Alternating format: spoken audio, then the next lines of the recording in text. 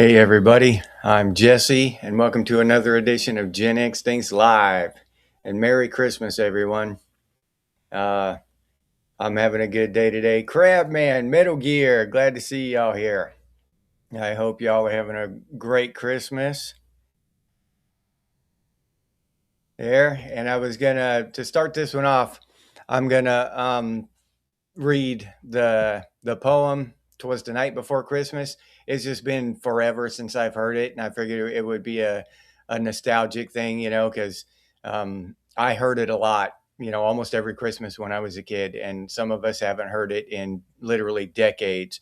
So I'm going to read this "'Twas the Night Before Christmas" to start off this live stream. "'Twas the night before Christmas, and all through the house not a creature was stirring, not even a mouse. The stockings were hung by the chimney with care, in hopes that St. Nicholas soon would be there. The children were nestled all snug in their beds, while visions of sugar plums danced in their heads. Mom in her kerchief and I in my cap had just settled down for a long winter's nap. When out on the lawn there rose such a clatter, I sprang from my bed to see what was the matter. Away to the window I flew like a flash, tore open the shutters and threw up the sash. The moon on the breast of the new fallen snow gave the luster of midday to objects below. When what to my wondering eyes should appear but a miniature sleigh and 8 tiny reindeer. With a little old driver so lively and quick, well, I knew in a moment it must be St. Nick. More rapid than eagles his coursers they came, and he whistled and shouted and called them by name. On Dasher, on Dancer, on Prancer, on Vixen, on Comet, on Cupid, on Donner and Blitzen, on top of the porch to the top of the wall. Now dash away, dash away, dash away all. As dry as leaves that before the wild hurricane fly, when they meet with an obstacle, mount to the sky. So up to the rooftop the coursers they flew, with the sleigh full of toys and St. Nicholas too. Then in a twinkling I heard on the roof the prancing and pawing of each little hoof. As I drew in my head and was turning around, down the chimney St. Nicholas came with a bound. He was dressed all in furs from his head to his foot, and his clothes were all tarnished with ashes and soot. A bundle of toys he had flung on his back, and he looked like a peddler just opening his pack. His eyes, how they twinkled, his dimples, how merry. His cheeks were like roses, his nose like a cherry. His droll little mouth was drawn up in a bow, and the beard on his chin was as white as the snow. The stump of a pipe he held tight in his teeth, and the smoke it encircled his head like a wreath. He had a broad face and a round little belly that shook when he laughed like a bowl full of jelly. He was chumpy and plump, a right jolly old elf, and I laughed when I saw him in spite of myself. With a wink of an eye and a twist of his head, soon gave me to know that I had nothing to dread. He spoke not a word, but he went straight to his work, and he filled all the stockings and turned with a jerk, and laying a finger to the end of his nose, and giving a nod up the chimney he rose. He sprang to his sleigh with his team and gave a whistle, and away they all flew like the down of a thistle. But I heard and exclaim as he drove out of sight, "Merry Christmas to all, and to all a good night." I hadn't heard that in forever, so I figured y'all might enjoy hearing it again. A little nostalgia and Christmas cheer rolled up into one. I hope y'all enjoyed it. Dog Karma, Ezekiel, Bucky, what's up, Buck? You know, Raziel. Oh, okay. Rescue people from human slavery. Oliver Rust, what's up, Oliver? Yeah, I've got my mug of mulled cider my wife made. She outdid herself this year. This stuff is so good. Yeah, that stuff is delicious. I love that. So then, now since I've recited the poem for you, I was going to talk about my 10 favorite uh, Christmas movies and or, TV specials or whatever. I was going to run them down for y'all, and we can discuss them if you want, if y'all have something to say about each one or whatever. Um, Let me see here. Let me get my chat set up here so I can see it. Okay, there we go. That's better. All right. All right, and I'll run them down to you from 10 down to my favorite, and we can talk about them like I said. Um, Number 10, I've got The Year Without Santa Claus. That's the one with the heat miser. Remember that one? The claymation one where Santa Claus got sick and he couldn't go do Christmas that year. That one's number 10 for me. It's one of my top 10 favorites. Not near the front, but still damn good, and I like watching it. All those claymation ones though are they're pretty far. They're pretty good in my book. I can watch all those claymation ones and any of the Peanuts too. I like the Peanuts too. All right, number 9, National Lampoon's Christmas Vacation. Um, that one's just a classic. It's funny. Yeah, that shit with his brother, his brother dumping it, emptying his sewer into the storm drain and shit. Yeah, that's hilarious, man. That whole thing. That's one of the funnier Christmas movies I've ever seen. Yeah. Uh, Number 8, Santa Claus is Coming to Town. Y'all remember that one? That's a claymation one too. That's the one where it's like the origin story of Saint Nick and Santa Claus. You know how Saint Nick was raised by the elves, and he starts giving out presents and stuff. RR, what's up, RR? I hope you're having a Merry Christmas. Oh, it's on right now. You watched that twice in the hospital, Roz, Christmas Vacation? Yeah, the Elf movie's pretty damn funny. Yeah, that's a pretty damn good one. I agree, Oliver. Um, let's see, number 7, Clan Center? Okay, we're on number 7, Scrooged. Yeah, number 7, Scrooge. That's been one of my favorites since it first came out. That shit is hilarious. The first time when he shows his promo for that TV show they're making, and he shows his promo with the mushroom cloud and all that shit and the gun pointed to the camera and the old lady and shit. It's just hilarious. Then later they come back and he finds out that a couple of people had heart attacks during watching that promo, and he acts all upset, and then it turns out that he's actually happy. You can't buy publicity like this, and he just run it once an hour, every hour. It's hilarious, man. That's just a great movie. Yes, yeah. R to all, peace on earth and goodwill to men. Yeah, yep. R. Yeah, I totally agree, man.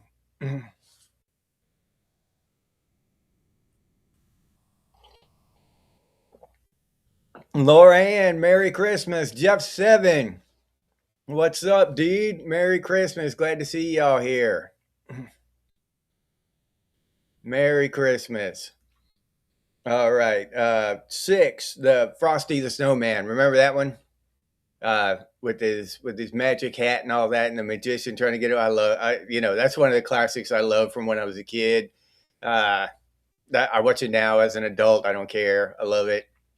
Then he melts at the end, and you're sad, but then you find out he's going to come back again the following year.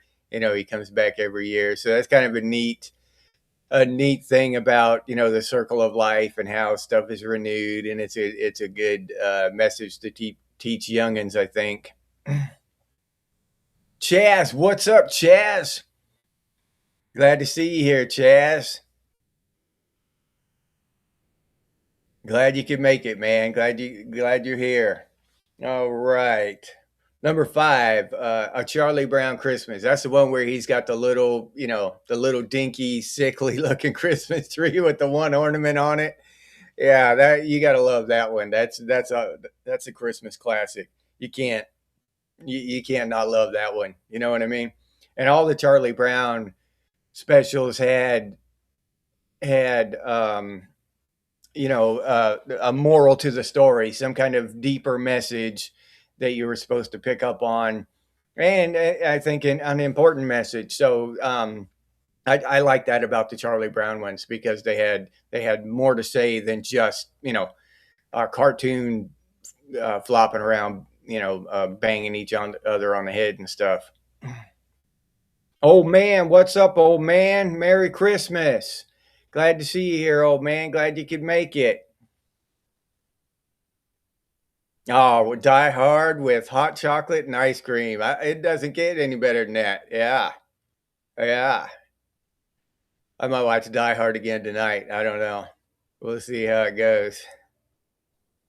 Yeah, I like Die Hard though. That's a great movie.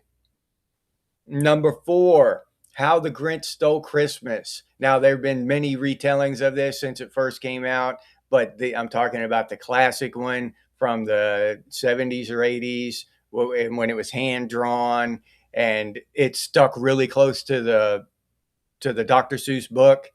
And that's the real one to me. That's the one I watched. The other ones I've seen them, but I watch them once and then they just don't do it.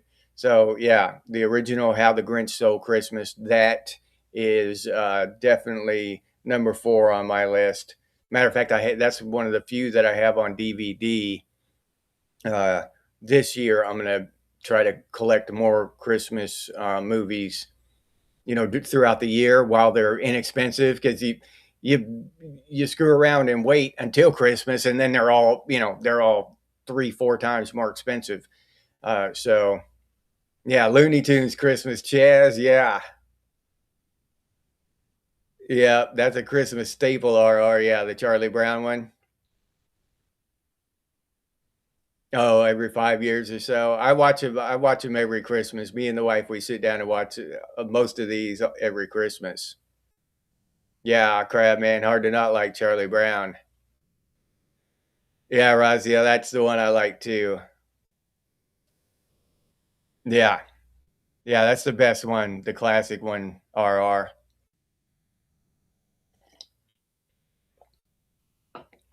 A 2 hour commercial for the Beretta 92 Savage. Yeah, yeah, dude. You're right about that.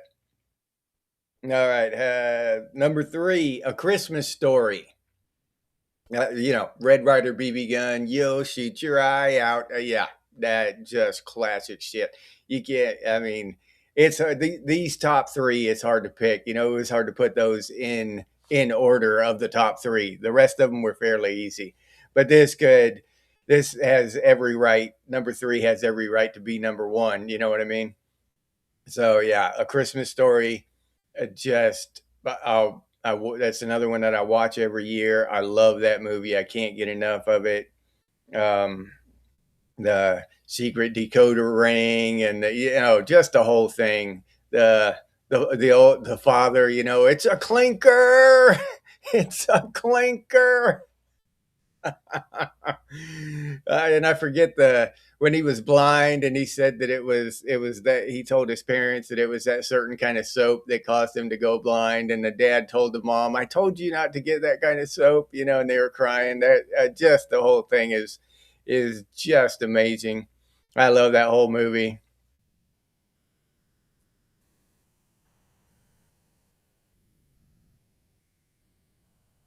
Yeah, they would need all the fist fights. Yeah, Lorianne, Polar Express, and Elf. Okay, leading up to Christmas. Yeah, that's the difference between then and back when we were kids. We just got to see them once. They come on TV once. You had to watch Rudolph when it came on that one time, or you were ass out. You know what I'm saying? you were damn sure sitting in front of that TV at whatever time it came on, and to watch Rudolph because that was your only shot. You know what I mean?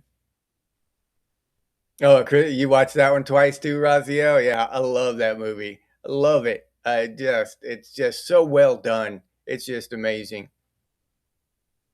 Yeah. Yeah, the father is awesome. I like it because they are the classic family. The mom is like manipulating stuff and she breaks the lamp and shit. And the dad is kind of clueless, but it's a clinker. Yeah.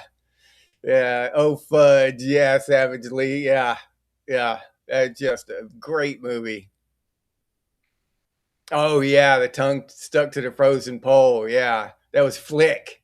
Flick got his tongue stuck to the pole. Where's Flick? I don't know. And then afterward, the teacher was telling him, I know, I know that your remorse, you feel your guilt you feel will be 10 times worse than any punishment you could get for what you've done. And the narrator's like, nah, that's stuff that grown-ups say. Us kids know that, it's way better not to get caught. Yeah. Oh yeah. Yeah, the bell rang. The bell rang, he says. Yeah. Yeah, that's the major award right here, dude. I've got a little replica of the major award. Yeah, RR. All right. Number two on my list is A Christmas Carol, and that's the 1984 version with George C. Scott. A Christmas Carol is another movie like The Grinch that stole Christmas. It's been redone over and over again. There have been many iterations of A Christmas Carol starting back in 1931 or some shit like that. So the one in 84 was a redo, you know what I mean? But that was the first one I saw. So that's the real one to me. Uh, and George C. Scott, he was just a phenomenal actor, and he just did a great job. The movie was really well done. So um, yeah, and that's the one I watch every year, the one from 1984, and it's just a tradition in my house. We watch, like, I think I watched it 3 or 4 times this Christmas.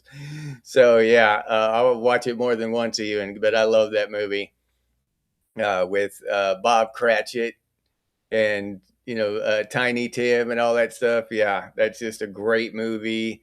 Uh, I, I can't say enough about that. Everybody knows that story, backwards and frontwards from all the iterations of it. But yeah, that's my favorite one, the one from 1984. Oh, you watched that one last night, RR, the 1984 version? Yeah, that it's just really well done. It's well acted, it's well written. It doesn't try to mess it up with a bunch of CGI and shit. It's just well done. I mean, it's believable when you can get lost in the fantasy of it. You don't have to suspend disbelief so far that it's unimaginable, but they don't it's not all jazzed up with a bunch of newfangled bullshit either. They're real people on the screen. So yeah, that's just the real one to me. That's the best one. Oh yeah, that's a good one too, Raziel. The with Dickie, Mickey Mouse and Disney. Yeah, that Christmas Carol.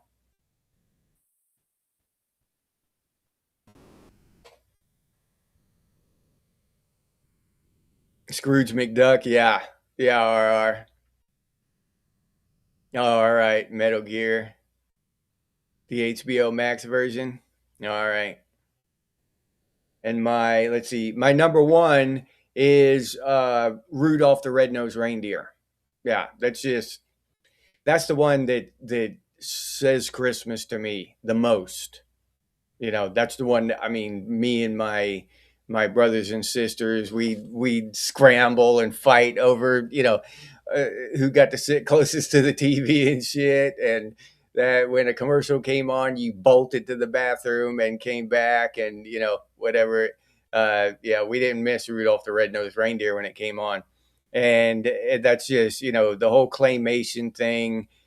That is the epitome, I guess, is the word, of a Christmas classic. That it is Christmas. Rudolph the Red-Nosed Reindeer is Christmas. So that had to go at the top of my list.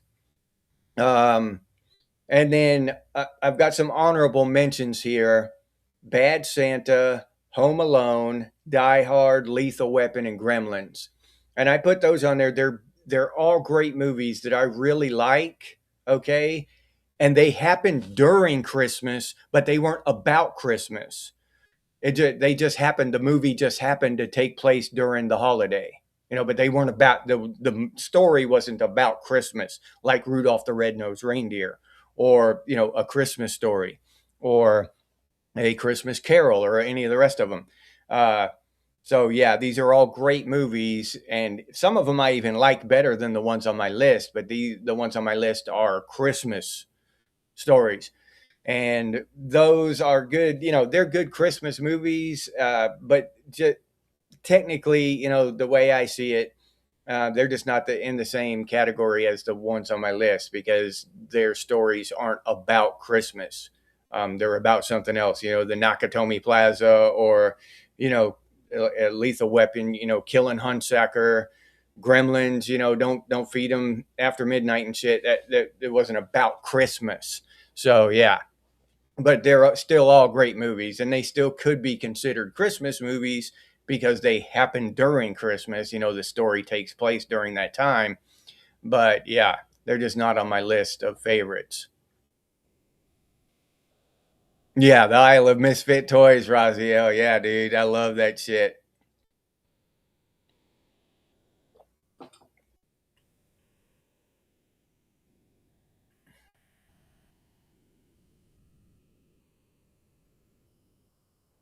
I have a machine gun. Ho ho ho.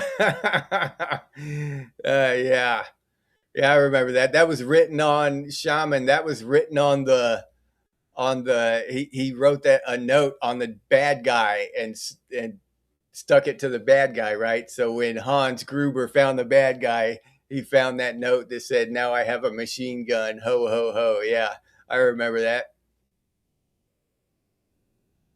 Oh, on Creature Feature Ezekiel. All right. Chuck Norris Says Christmas. All right, thank you, RR. Yeah.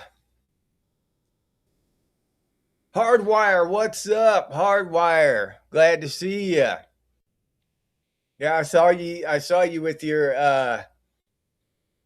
new big old damn computer screen. Did you get that fancy thing plugged in, Hardwire? I watched your video there with you busting out the new hardware, dude. I was wondering if you had a chance to plug in that new computer screen.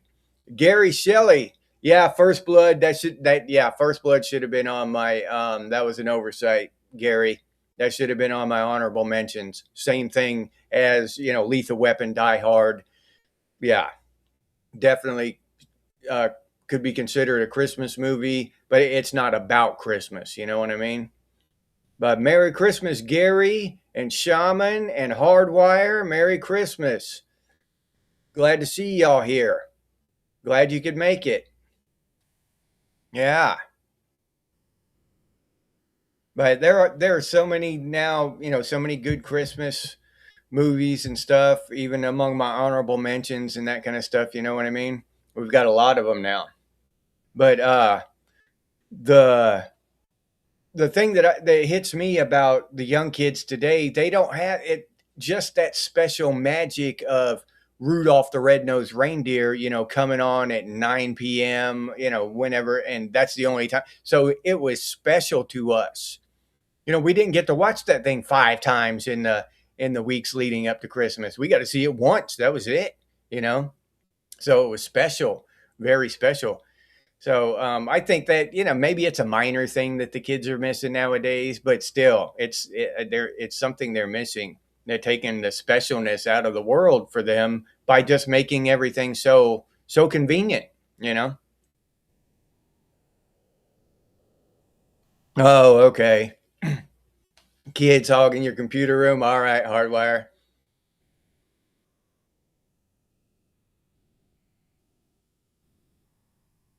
Another commercial for the Beretta 92.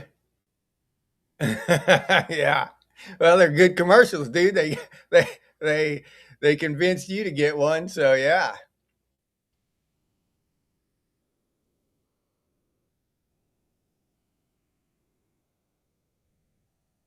Yeah, okay, Crab Man, yeah.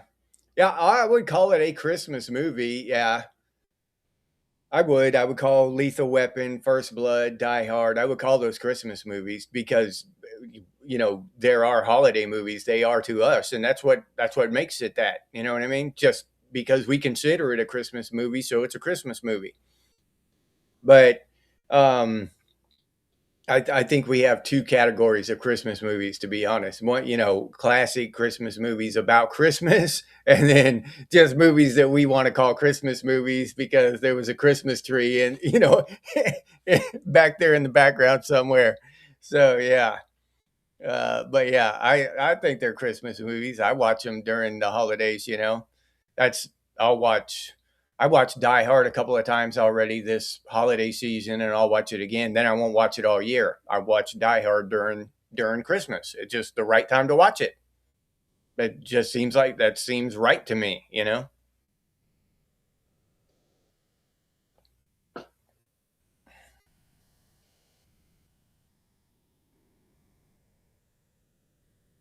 No, okay. That got a call from them on Christmas Day, Roz. Yeah, that is strange.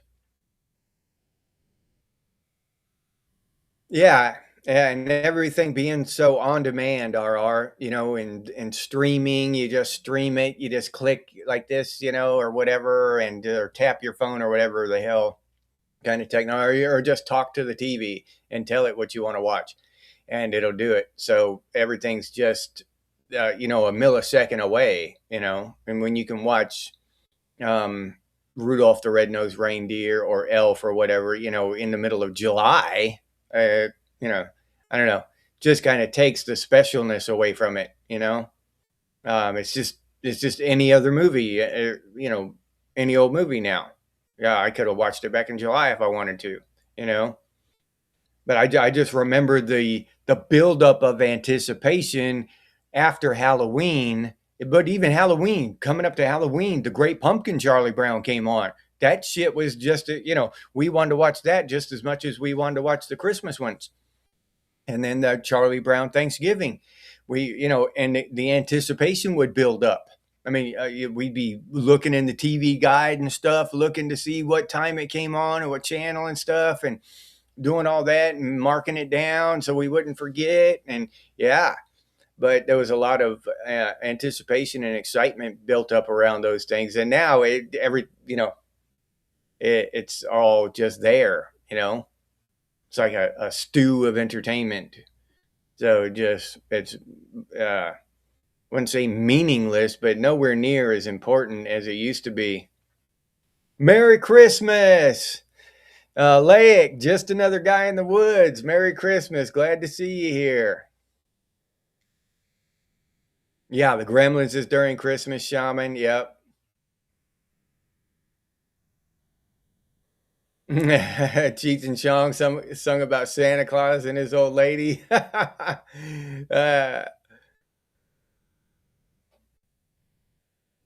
Oh, all right. Painted Hans Gruber falling off the tower for a Christmas present for your wife. That'd be badass, dude. Yeah.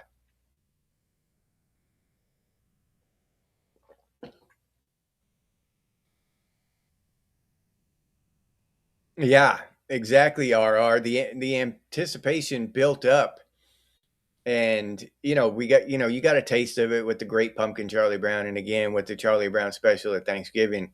But then after Thanksgiving, you basically be frantic trying, because Frosty the Snowman would come on, and then you had to pray that, because I don't know about y'all, but we only had one TV in the house, so you had to pray that there wasn't some kind of super important news broadcast going to come on, and your parents are going to change the damn channel on you. You know what I mean? Uh, the president going to talk right in the middle of of Rudolph the Red-Nosed Reindeer, and you're going to miss it. That kind of shit. So there was a lot of pressure, an excitement around it. It was Rudolph the Red-Nosed Reindeer was an event. It wasn't just a show. It was an event for kids. So yeah. Yeah, yeah, exactly. RR. Too much of a good thing ruins the good thing. It just makes it, yeah, just blah, whatever. You know, you can be in a drought and you need rain, and the first couple days it rains, everybody's happy and shit. After 30 days of rain, they're going to be begging for it to stop. It's just rain sucks now. You know what I mean? When it first started, they were splashing around in the puddles and so happy to have rain. And after a while, it would suck. Just an annoyance they had to deal with. Yeah, yeah. In uh, here, Crab Man, they actually started putting out stuff, Christmas stuff in the stores here in Florida. The very beginning of October, the first week in October, they started putting out Christmas stuff, and they had a little section on the side for Halloween, but most of it was all Christmas. Yeah, they've had Christmas stuff out for months. Yeah, it's ridiculous. There's no R. Snyder. What's up, R? Glad to see you here. T Dub Love. Merry Christmas. Merry Christmas, Snyder and T Dub. Glad to see y'all here. No, I've never seen what a 44 Magnum does to a Furby. Uh-uh. Yeah, I bet it would be. You find out if a gremlin feels lucky, punk. Chill out in your room on Christmas Day. Bah humbug, there he is, underground. What's up? there's our there's our Ebenezer. Ebenezer Underground. Grease bag. Merry Christmas, grease bag. Glad to see you here, man.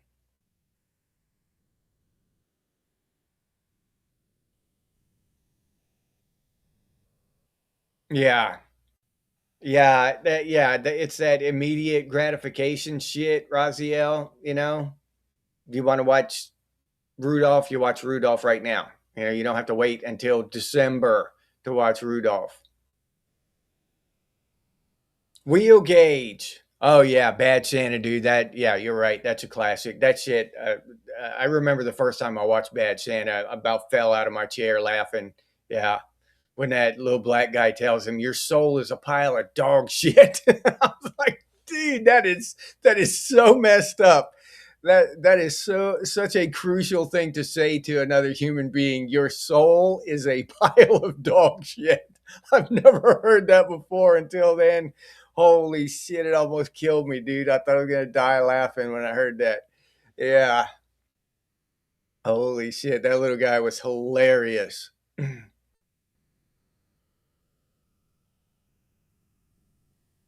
Yeah, exactly, Razio. Nothing special, not to these kids, you know.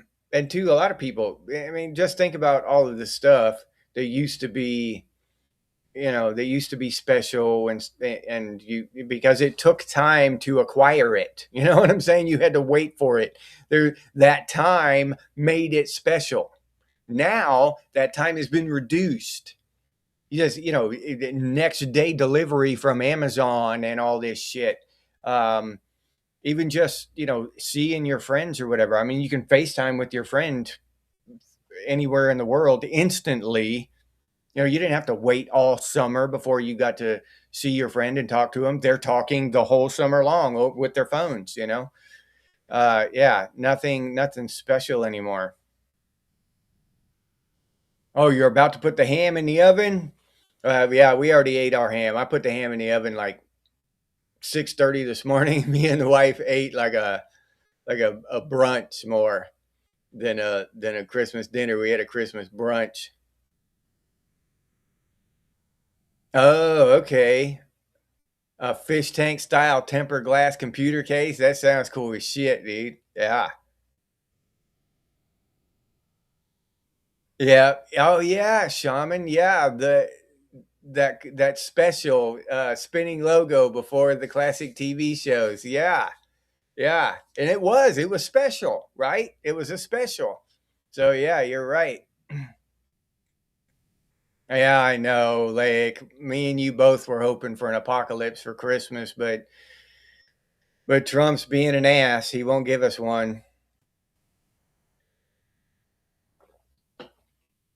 Or maybe we're asking the wrong guy. Maybe we should be asking Putin for an apocalypse. Maybe he's the guy we should have asked. Probably our fault, Lake. Yeah, they were a ritual crab, man. Yeah, you're right. Oh, you were watching the Garfield Christmas Ezekiel? All right. The dude, man, what's up? Yeah. Hopefully we don't have anybody who's having a less than perfect day. And if you are, hopefully this live stream of Gen X things will help brighten your Christmas up a little bit. But now you're here with your Gen X family. Oh, trading spaces. Yeah, we just watched that. Was it this morning? Either last night or this morning, Underground. I love that one, dude. Yeah. When he's in jail and Eddie Murphy's telling him he's a kung fu man. Because kung fu men, they bruise on the inside. That shit is hilarious, dude. Yeah. Oh man, yeah. All right. Pumpkin spice. I've got the wife's mulled apple cider right here. This shit is delicious. Yeah. I love that shit. Yeah, Merry Christmas, the dude man. Yeah, Savage, the world of instant gratification. I really think that that's just bad for humanity overall. Mental health wise, I don't think it's good. Yeah, Mortimer, we're broke. Crab man, yeah.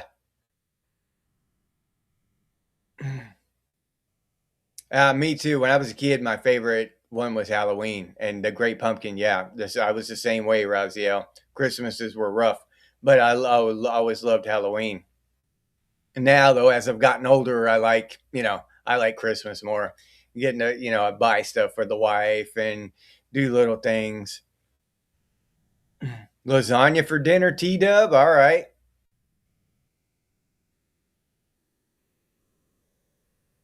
That's one good thing is that nowadays, what at stores like Publix, I don't know what kind of stores you have where you are, but we have different stages of store. From super cheap like Walmart, then middle, kind of middle ground stores, and then high end stores like Publix. Well, you can go to Publix and you can get decent uh, food. So if you don't want to cook a whole dinner, you can just go buy the different sides at Publix, bring them home, and just cook the ham and throw the uh, so just depending on what you got going on. So that has made things a little easier. Yeah. All the murdered trees sitting on the curb every year. Yeah. That's a tough one because I don't like doing that. But at the same time, that fresh tree smell is just part of Christmas. But we found a fake tree that we like, and it's just a neat as hell tree. And so I can take it apart and put it back in its box every year and then pull it out. So we started doing that. So we quit murdering trees. Oh yeah, dude. Yeah, Shaman, the thrill of victory and the agony of defeat, where that skier eats it trying to go off that jump. Holy shit, I forgot about that. Yeah. Oh yeah. Oh yeah, yeah, Lake. We gotta give Raziel time to recover, dude, before the apocalypse kicks off. Yeah, okay. Yeah, we gotta wait a week at least. Oh yeah, you're right, Underground. It's trading places. Yeah. Yeah, you're right.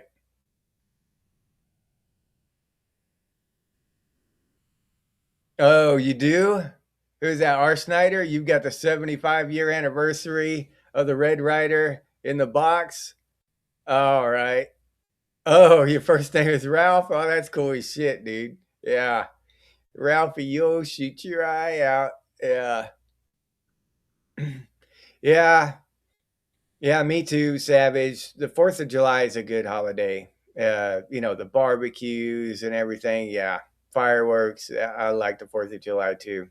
And the patriotism.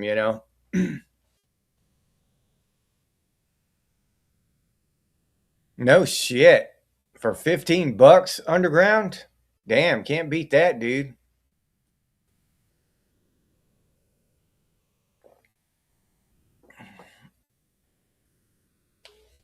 Oh yeah, Razio. That when the kids grow up and stuff, that takes a lot away from out of Christmas. And that's when Christmas is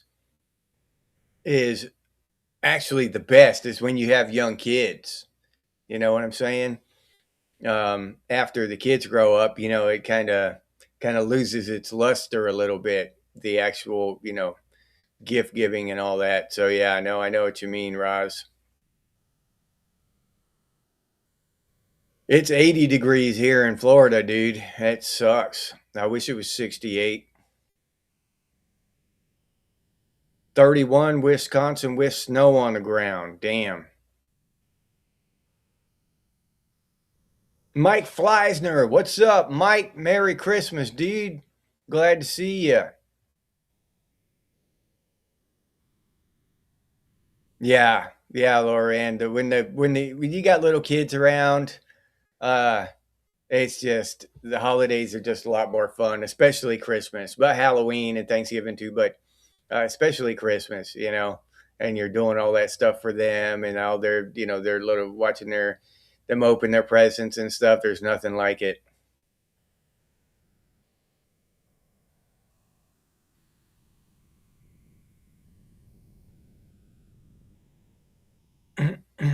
Yeah.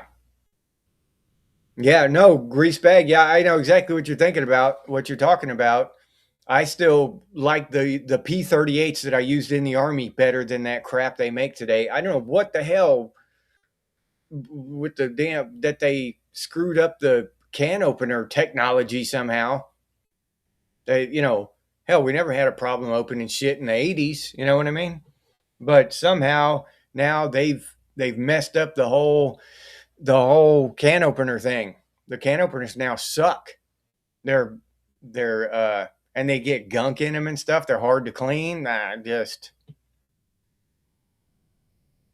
oh, German beer, Mike. All right, can't beat that. Oh, okay. Oh, that's good. That's smart, Ezekiel. Yeah, take one and plant one. Robert Thorsberg, what's up? Merry Christmas, dude. 68 in Missouri. All right.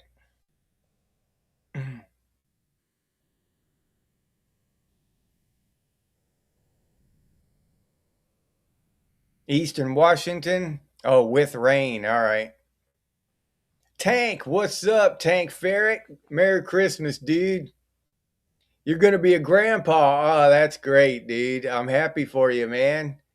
Damn, that's awesome. Hell yeah. Yeah, that's great, dude. That's a great Christmas present. Finding that out. Yeah. All right. Congratulations, Tank. Opening cans with a Leatherman grease bag. Yeah, dude. That shit'll make you mad. Yeah. Yeah, underground. Yeah, the vintage ones, they last forever. So do the vintage refrigerators and everything made back in the day. They made the shit to last. Now, they're just making shit so it'll last a few weeks and you throw it away and buy another one.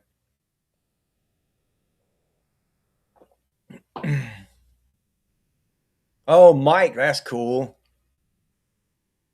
Say you get watching six grandkids, your friend's six grandkids open presents. Yeah, that'd be fun, dude. That'd be a cool way to spend Christmas. Yeah. Like Underground said, probably a thrift store would be a good place to look for one. The best ones, in my opinion, are the old P38s. You just they're tiny. You can buy a dozen of them and have them all over the place. Yeah, I love those things. Yeah, Swiss Army knife has a good one on there. Yeah, crab man. Gerber multipliers, Raziel. All right. You all P51 on your dog tags. That's the bigger one than the P38, isn't it, Jeff? That's just a bigger size. I've seen both sizes. The ones we had were P38s, the ones we were issued. Oh, okay. You do, Robert? Yeah, those are the ones I'm used to, the P38s. Jason Lamore, Merry Christmas, dude. Glad to see you here, man. Glad you can make it. Yeah, yeah, underground. AF, hey AF, Merry Christmas.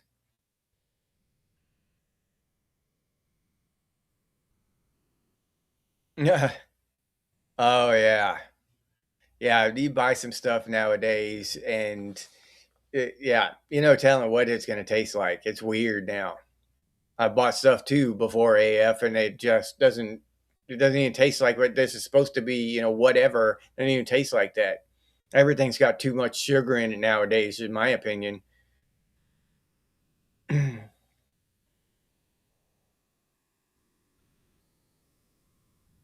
35-year-old hand mixer. Yeah, just passed on. See, we nothing made today will last 35 years. Just won't do it. You got your favorite Grinch for Christmas, Mike? Oh, okay. Oh, 5 to 7 years to grow a Christmas tree. All right, Snyder.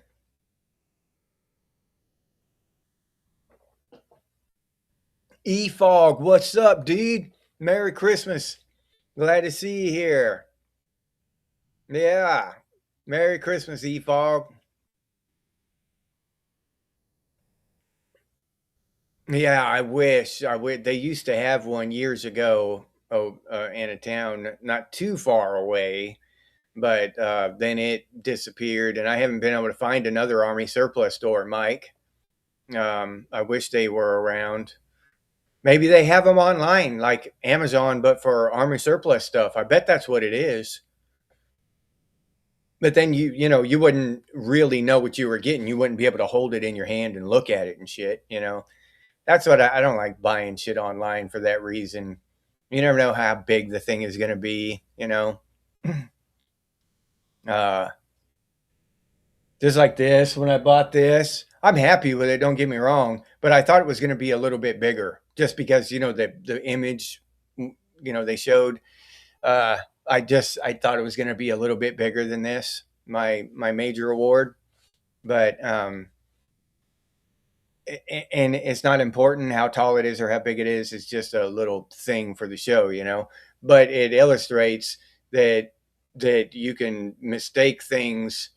Like on looking at it online, you can be completely off by how large it is, or what it's going to do. So yeah, it's a little different buying shit online. I'd rather hold it in my hand.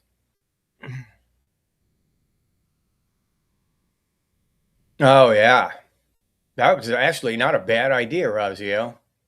Give them to homeless people. Yeah, once there's a knack to it though. Underground, opening them with a stiff blade. Yeah, but yeah, you're right though. Robert, yeah, okay. Online is where the best place to get surplus now. I thought so. It makes sense with this new economy or whatever. Yeah, the Rambo knife will do everything, Chaz. You can catch fish with it, kill razorback hogs, defend yourself against the state troopers and the National Guard, open cans, sew up your arm, make clothing. I mean, what can't you do with the Rambo knife, dude? Yeah, the list is long and distinguished. The stuff you can do with a Rambo knife. Yeah, it doesn't act like Walmart Metal Gear. Yeah,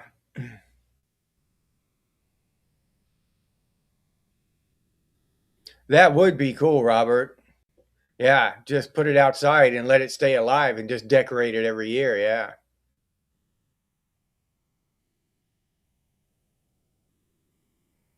Oh, yeah. Egg beater from 1938. Yeah, that old stuff just lasts forever, dude.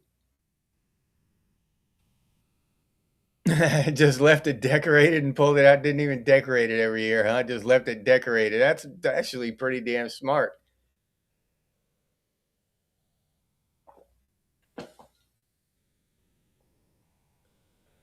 Yeah, that's the way it should be done underground. Yeah, sell them alive in a pot and then go plant it. Yeah.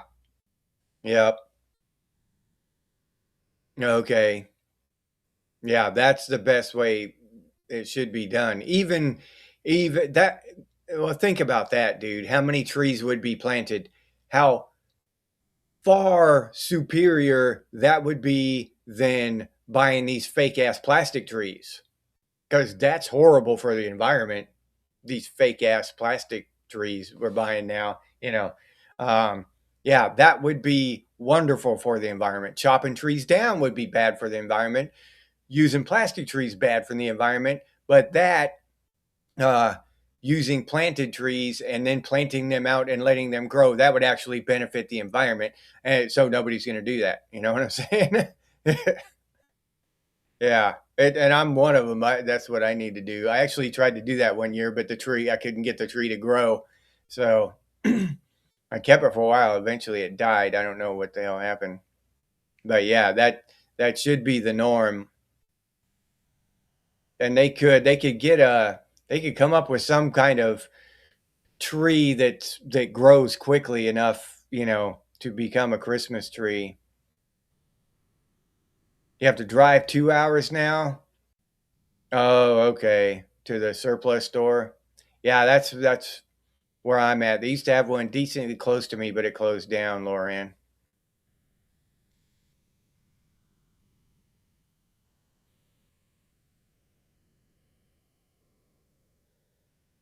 Oh, savage. Yeah, I've got a knockoff Rambo knife. I just bought it, just for shits and giggles. It's not a real. I mean, it's a knife technically, but barely. You know what I mean? It's one of those $15 knives that just shaped like a Rambo knife. It's not. It's barely a knife. It's just a chunk of metal. It looks cool though. It's I would have been ecstatic, thrilled to have it when I was 11.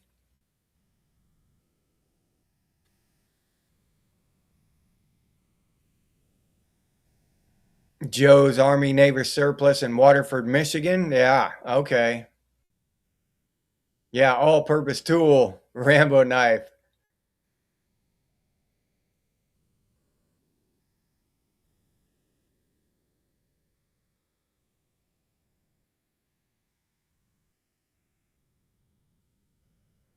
A Christmas cactus. I had a Christmas cactus one year. One year, me and my family had a Christmas cactus in the Arizona desert. Oh yeah, savage. Yeah, having a separate compass. Yeah, that sucks, dude. The best ones have compasses built in them.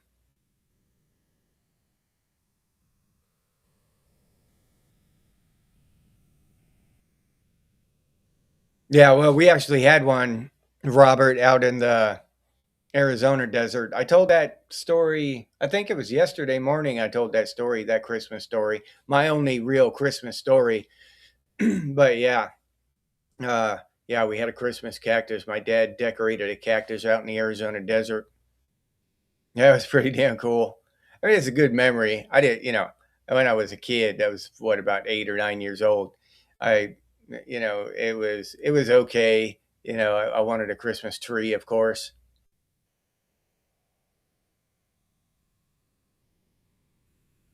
No shit, Razio. That sucks, dude. Yeah, $3 110s. Yeah,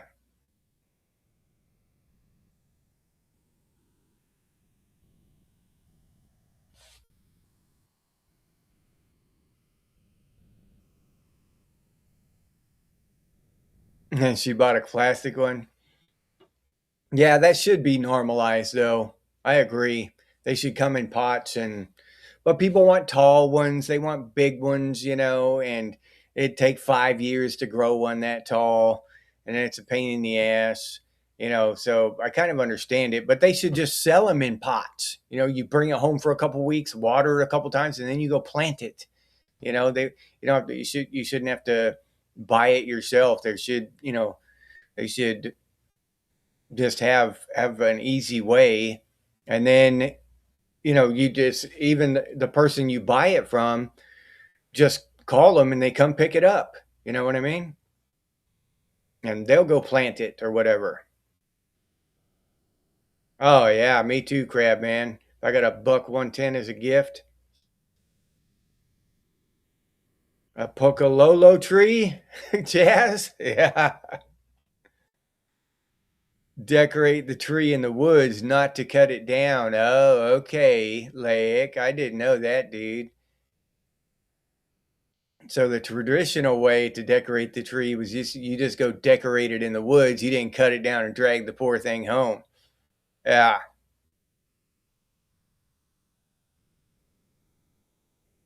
Yeah. Oh yeah. That'd be awesome, Loran. Yeah, that's what I'm talking about. And replant them.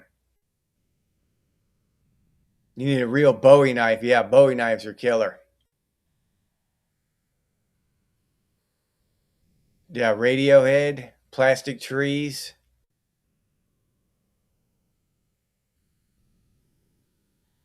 Yeah, it's not a Rambo knife.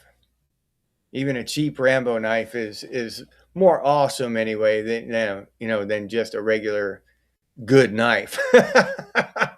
It might not be as functional and as sturdy and durable and all that stuff, but it is more awesome just because it's a Rambo knife.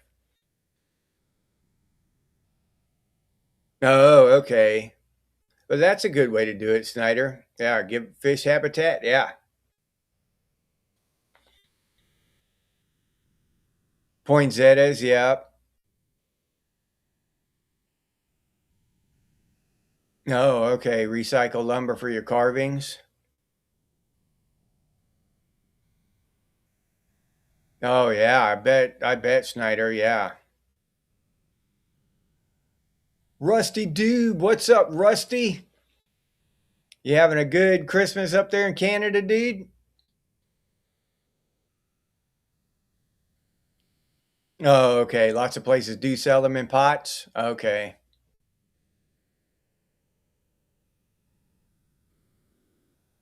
All right, Savage. Yeah, Buck's always made good knives. I remember Buck knives from when I was a kid. They've always made good knives. Then what was that?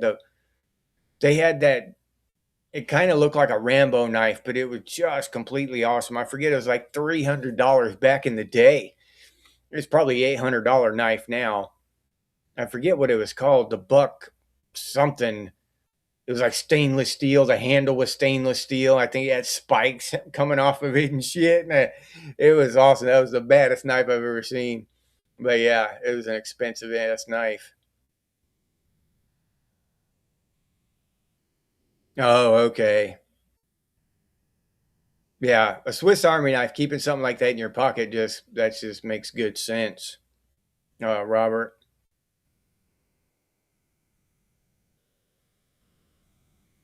Yeah, yeah, causing a bunch of screaming AF. Yeah, cats are good for that shit. Yeah. Oh, they actually they honor their lifetime warranty even now? That's surprising. Most companies don't.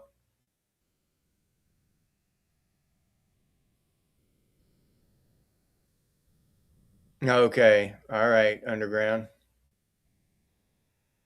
Buck Light.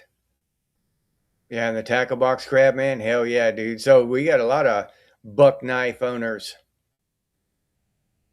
Yeah, it ends when you do, huh? Underground, yeah. Okay. Spoon and a knife blade built in. Hill Bill, what's up, Hill Bill? Merry Christmas, dude. Glad you can make it, man. Oh yeah. All right. Mike, yeah. From Korea. Your uncle lived by his K-bar knife, yeah. Oh, it opens automatically? Yeah, that would suck. Chaz. Okay, that name popped into my head when I was saying it, but Buckmaster, I was getting it in my head when I was saying it. I thought maybe I was remembering Beastmaster, so I didn't want to say it and sound stupid, Buckmaster. But that's the name that popped in my head. That sounds right, the Buckmaster. Yeah, that was a badass knife. I only saw pictures of it, of course, but I remember seeing it. Yeah. A K-bar tactical sport, Jeff Seven. That's kick ass, dude. Oh yeah, the Fiskars machete. Um, what's that? A Gerber makes a good one too, I think. No, I never knew anybody who had a Buckmaster either, Crab Man. Like I said, I just saw pictures of them, and they just looked awesome.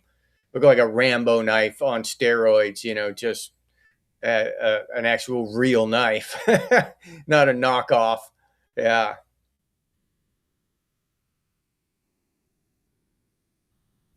Ohio Valley Prepping, Merry Christmas. Glad you could make it. Ohio, glad to see you here. Hoping you're having a great Christmas.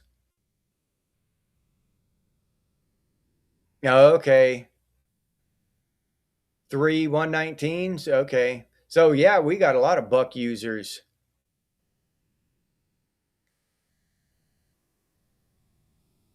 Yeah, those machetes come in handy. When you need one, you need one. You know what I mean? It's a pain in the ass when you need a machete and all you have is a knife. You know, that shit just sucks. So, yeah.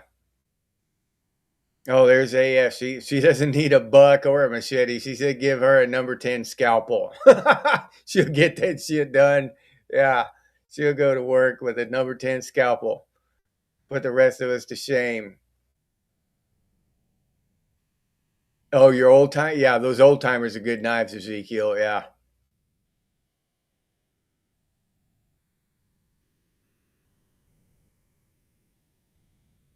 Oh, okay. Schneider. Yeah, Swiss Army knives too. You've got you've got your pocket knife, which is multi-purpose, can have several blades or whatever, a Swiss Army knife with all kinds of functionality on it. Then you've got your holster knife, which you wear on your belt with a fixed blade that good for whatever, butchering some shit or whatever, maybe hacking on some shit. Then in the vehicle somewhere you've got a machete. So to cover all bases, you need those three things. You got to be you got to have all three of them.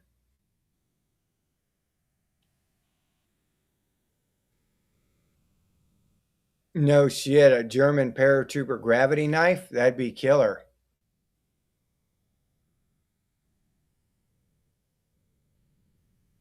No shit, Rusty. That's awesome, dude. Yeah.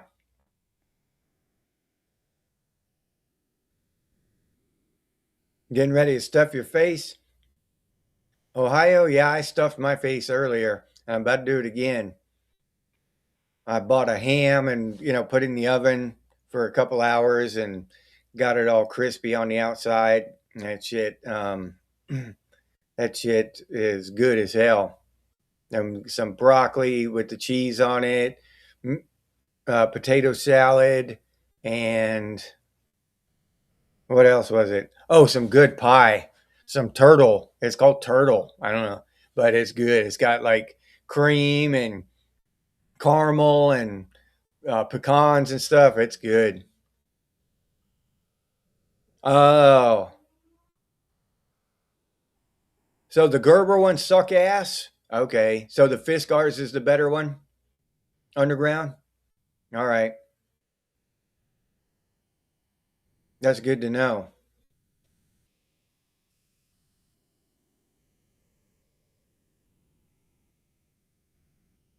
All right, all right, crab man. A locks. What is that? Cadet. All right. Yeah, I have those geared loppers underground. Yeah, they're good ones. I've had them for years.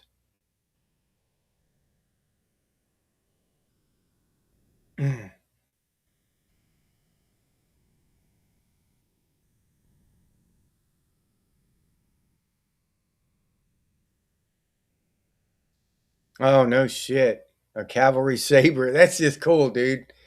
Yeah, that's just awesome. You just walk around with a cavalry saber in your shit, just whip out the cavalry saber. Yeah, that's just too awesome, dude. Yeah, I need a cavalry saber now. I'm gonna put that on my Christmas list for next year, as a matter of damn fact. Robert's got a damn cavalry saber and I don't have one. Now I'm jealous. What kind of bullshit is this? I need a cavalry saber. Yeah, crispy ham, RR. Yeah, I'm about to eat some more of it. Yeah, that shit was good, dude.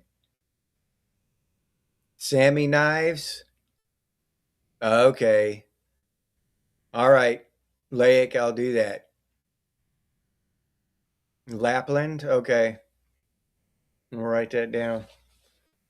Find my damn pen here. Oh, there it is. Sammy knives out of Lapland.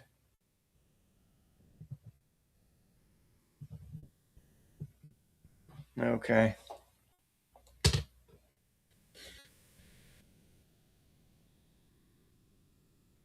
A hatchet, hammer, and a pry bar. Yeah. Pile of cookies, Raziel. Yeah, good cookies now. My favorite cookies are the damn um, oatmeal raisin cookies. You can do that shit right, dude, especially homemade ones. And that to get that oatmeal right and the raisins. Oh, damn. Yeah. I love those things. Commando knife, a British commando knife. Some of y'all got some cool ass shit. Yeah. Oh, a machete cut through brush. Yeah. I think chainsaw cuts are the worst, AF. You ever seen one of those? Damn. Damn it, man. Okay, Ohio, thanks for dropping by, man. I hope you have a wonderful Christmas. Merry Christmas to you and yours, and Happy New Year, Ohio. Applegate Fairburn knife, Robert? All right.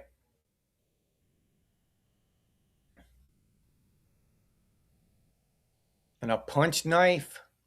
Oh, for two hook knives. All right, yeah. Yeah, you would need some specialty shit for skydiving, Chaz. I believe that. Do some diff. What's up? Merry Christmas. Hope you're having a wonderful day, do some. A footman's mace, Savage Lee? Yeah, that'd be kick ass. Yeah.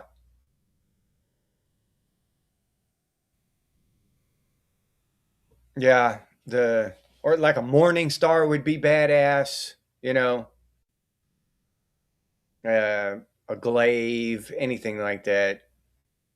Maybe I don't know. I wouldn't want to carry the shield around. That shit would get heavy after a while. So, uh, probably just a two-handed weapon. Whatever my weapon was, it'd be a two-hander or something. At least I could use two hands. When shit got real. You know what I mean? When the zombies started coming in force, I could grab it with both hands and start swinging around.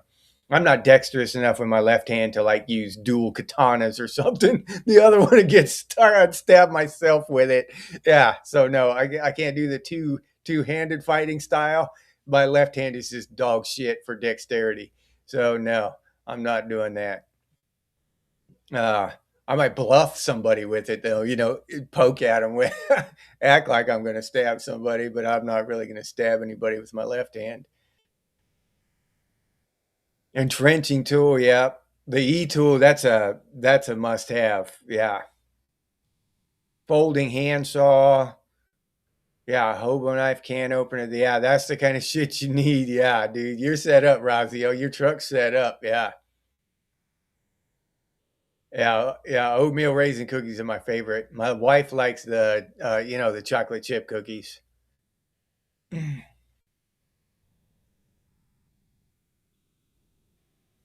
Yeah, well, Metal Gear, I'm at the point where, I've learned a lot about life's merit. I'm ready to get spoiled with some gifts. Still, nobody will is willing to do that for me though. So I'm still learning about life. I don't get any gifts yet. I'm just kidding. My wife looks out for me.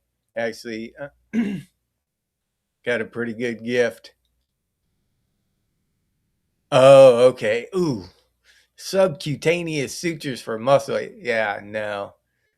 Super glue ain't gonna cut it. Yeah. All right, Laura. I mean AF. Yeah.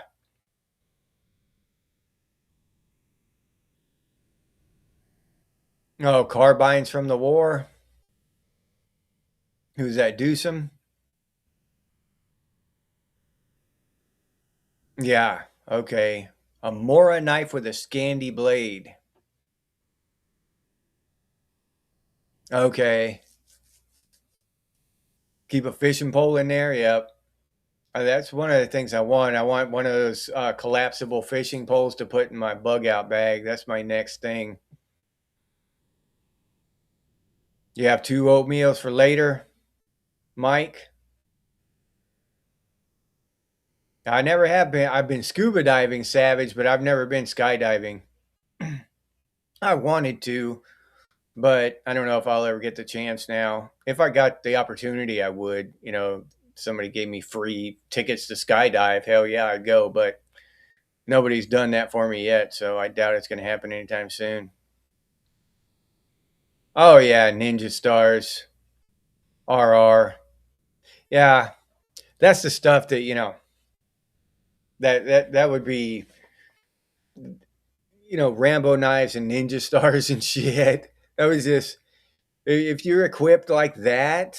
We could talk about buck knives and machetes and shit, but if you have a Rambo knife and Ninja Stars, you don't even really have to know how to fight or survive. You're just too cool to die. You know what I'm saying? I mean, let's be honest. Dude packing Ninja Stars and a Rambo knife is too cool to die. He didn't have to worry about shit. You don't have to worry about it then. You just walk around looking cool as shit. Zombies ain't gonna mess with you. Zombies will probably bring you food. Or you just flash your Ninja Stars once in a while, and zombies would drag you a deer in. You just cook it up and shit. Yeah. Oh man, a cold steel kukri machete. Okay. All right, do some. That sounds cool as hell.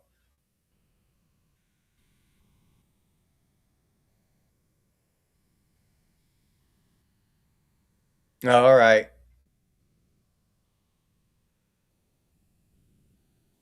Yeah, Metal Gear. I don't eat a whole lot of sweets. I'll get stuff like ice cream and like one of my favorite things is almond M&Ms. But hell, a little bag of those things like that now is like $10. Shit, I just quit buying them. I haven't eaten them in a few years because they just got so damn expensive. But they just went on buy one get one free a few weeks ago, and I bought a couple bags of them, for $4 a piece or $5 a piece, whatever. So I got some, and then, but they'll last me. Two little bags of that will last me probably 2 or 3 months. I just have a few, and zip the bag back up and put it back up. And 2 or 3 days later, I'll remember I have them and I'll get a few more and put it back. A bag of those will last me a month, easy. Yeah, I I just I don't gorge on sweet stuff, but I like it once in a while. It's not like I have a sweet tooth and crave it or anything. I'll just remember I have it. Oh shit, I'll have some of those. So yeah, peanut butter cookies. Yeah, yep. Peanut butter cookies. Those are good. I can't knock peanut butter cookies.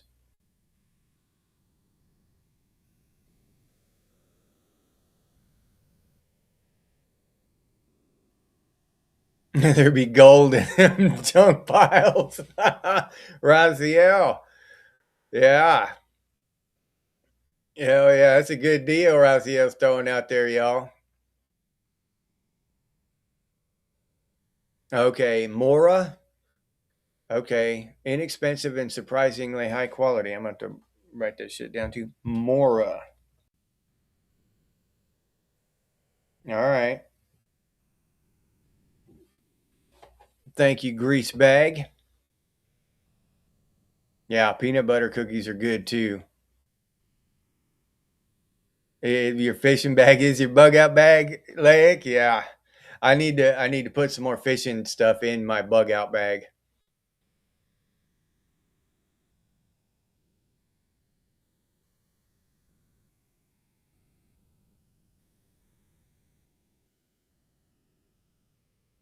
Oh, okay. Yeah, my dad was older too, Dewsome. He was born in 33. He died in 93 at the age of 60, so yeah. Oh yeah, crab man. Napoleon Dynamite would be impressed with our nunchuck skills, dude. And our shuriken skills. Yeah. Throwing axes, Raziel?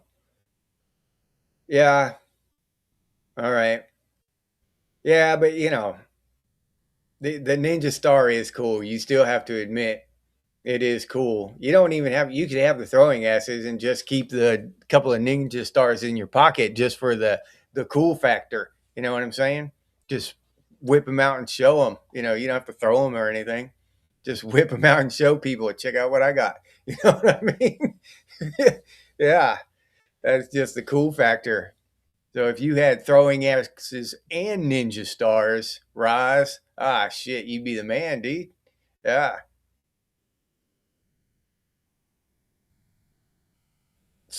Amazon has good chocolate. Okay.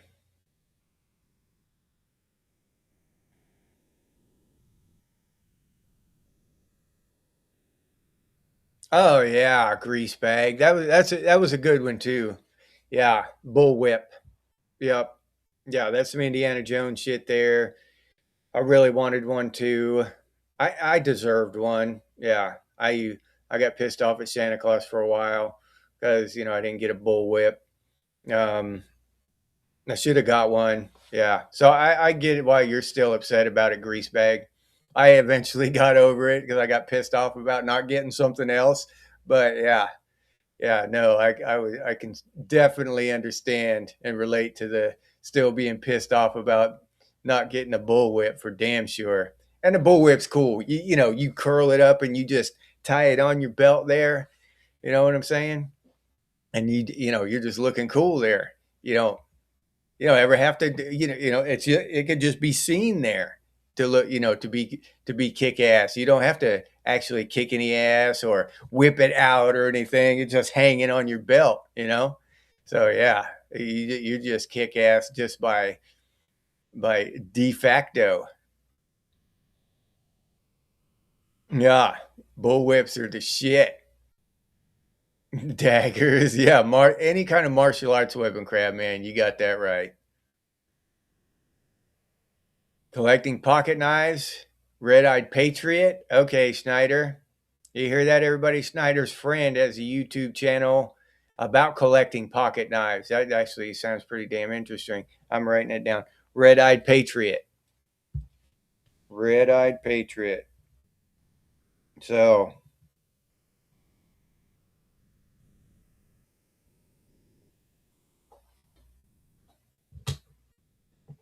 I should start another YouTube channel about, ninja weapons and shit. And samurai weapons. You can't, samurais were kick ass too. Some glazed apple fritters, do some, yeah. Now you're talking my language now, do some. Bear claws. Yeah, Ezekiel. Oh shit. One time, dude, I'm gonna go ahead and tell you this story, Chaz. We were at my dad's friend's house, right? And I don't forget how old I was. but my sister was picking on me, and she could run like the freaking wind. This is the fastest human being I've ever met in my life. She was just super fast, right? And she my sister a year younger than me. Uh, so she's picking on me, irritating me or whatever, you know. So I get mad. So I start chasing her, and me and her in the kitchen, and my dad and his friends are in the living room or whatever, or outside or something. I don't know. But we're in the kitchen, and there's an island in the kitchen, and so she starts running around this island. You know what I mean? And I'm, going around this island trying to catch her so I can punch her in the arm or whatever. And I get mad, and I notice as I'm running around this island, I notice a fork laying on the island. So I scoop it up. And about that time, she trips and falls. And I throw the fork at her, just a fork, And it's the only time I've ever been able to throw anything with accuracy and have it stick. Like me and my brother throw all kinds of shit at trees. I can never stick shit. But when I threw this fork at my sister, it stuck her dead in her butt cheek, all four tongs, and made that dwong sound like that. She screamed. She literally had a fork sticking in her ass about, 3/4 of an inch deep, all four tongs. We were probably about 12, 11, 12 years old, some shit like that. Holy shit. It was the best shot I've ever made in my life, honestly. I remember it. She doesn't remember it with fondness, but I remember that with fondness because that was skill. You know what I mean? It took some skill to do that. She was obviously upset over the entire situation. But yeah, I pegged her from like about 5 feet away, I'd say. Just the best shot I've ever made in my life. 40 ninja stars in the 80s underground. That's kick ass, dude. Yeah. Oh, the flea market for ninja equipment? Yeah, dude, that was a good place to get that stuff.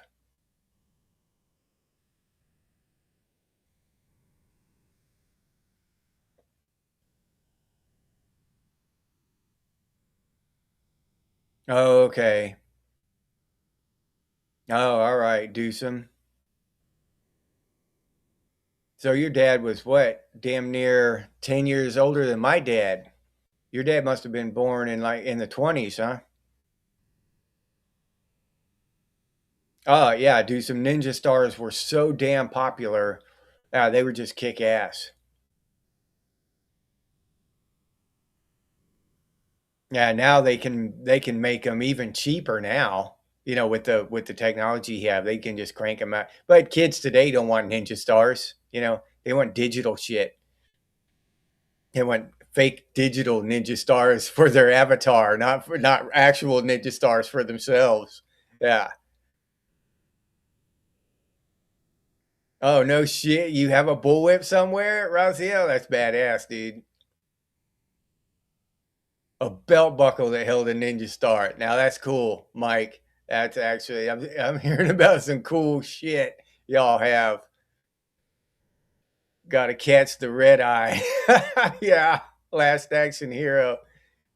Yeah, Samurai Raziel. Yeah.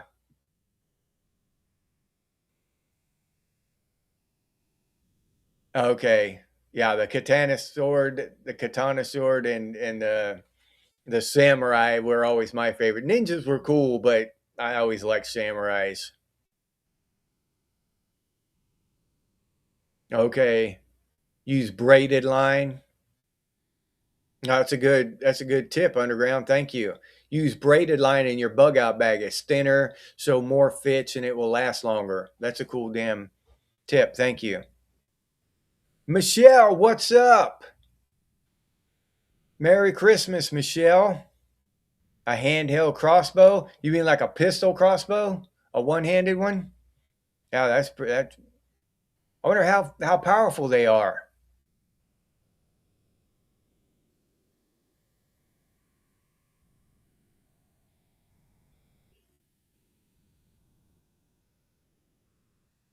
Hand and a half bastard sword with a Damascus steel blade. That okay, that's pretty righteous, dude. Yeah. Knights Templar bastard sword with a Damascus blade. Yeah, that's pretty ultimate in the cool. Yeah, I gotta hand it to Raziel. It would take a whole lot of ninja stars to equal that cool factor there. The Knights Templar hand in half bastard sword. Yeah, I don't have that many ninja stars. Yeah, hey man, nice shot, Chaz. Yeah, my sister, she was so mad when I did that, dude. Oh yeah, a battle axe. Yeah. All right, Jeff Seven. Yeah, battle axes are badass, dude. And a battle axe is something that you could, I mean, if you with a few $100s of buying equipment, you could make one yourself pretty easy. Might not be the best, but it doesn't have to be like making a sword, where it has to be tempered just so and all that shit. You just chop somebody in the head. A battle axe doesn't have to be so finely made.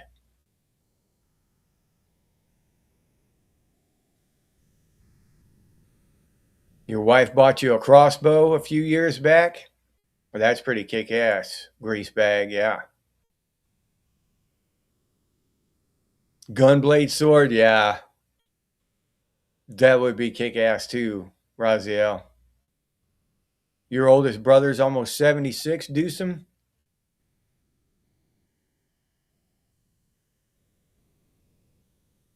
Bolos out of a shotgun. I've never heard of that before in my life, but that sounds kick ass, Robert. I'm not even kidding, dude. That sounds kick ass. Bolos out of a shotgun. That that would be awesome. Yeah. The Terminator robot through Ninja Stars AF. I mean, everybody should throw Ninja Stars. They should have had that. That should be at least, we should have had a class on ninja and samurai warrior stuff and, in junior high at least. You know what I mean? Where we go out there and throw ninja stars at dummies and shit and chop them with swords and wear the old armor and stuff. And we could have a samurai picture day where we could have, all dressed up in our armor and taking pictures. After a while, though, it'd be like the old football gear. The armor would be old, where people have been wearing it. And Merry Christmas, Michelle. Glad to see you here. Glad you could make it. Okay, metal arrows and are very powerful. That's cool. I gotta. I've thought about that before. Crossbows. Yeah, I just don't know how useful they'd be. I mean, of course they'd be useful, but in a survival situation, would a crossbow be better than a regular longbow or a compound bow? You know, but you can get off more shots with a compound bow, but if you got a bad shoulder like I do, drawing that bow back is difficult. I don't know if I could draw back a real heavy bow anymore.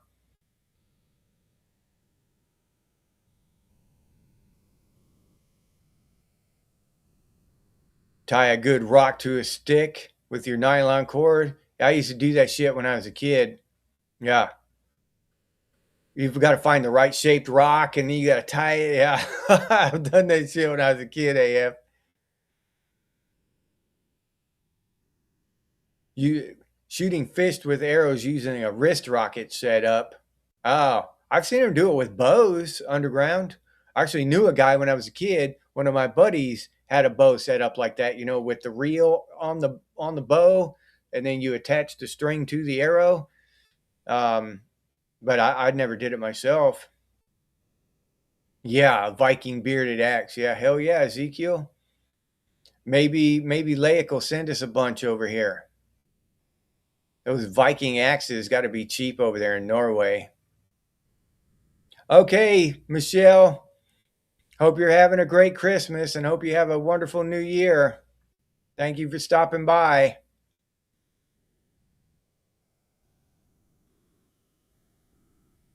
Yeah, that's what yeah, that underground, that's what I'm talking about. But if you need to get off 2 or 3 shots in a row real quick, that's where the crossbow, where that's its failing. You got to crank it back and do reload it. It takes longer to reload. But if you have a bad shoulder like I have, pulling that thing back would be a pain in the ass. So I think maybe just having a crossbow, and carry it around like a rifle. But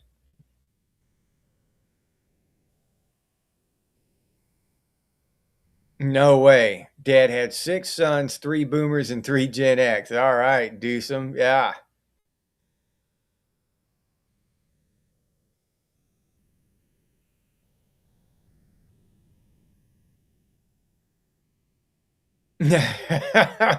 Loaded dog poo in a shotgun. That's crazy, dude.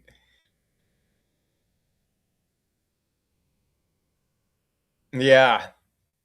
I know I don't, AF. I don't have that kind of strength or range of motion anymore.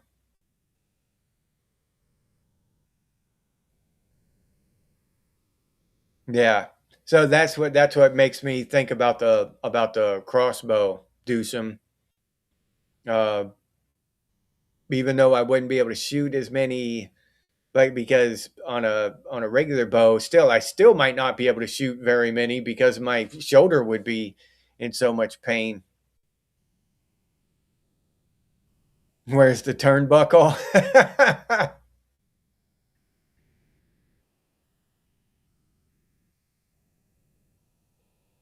Crossbow versus armor, body armor. Yeah, yeah. Those crossbows were devastating back in the day. You're right. Oh, you're welcome, Michelle. Thank you for dropping by and supporting the channel. I appreciate it. I sincerely appreciate it, Michelle. Thank you very much.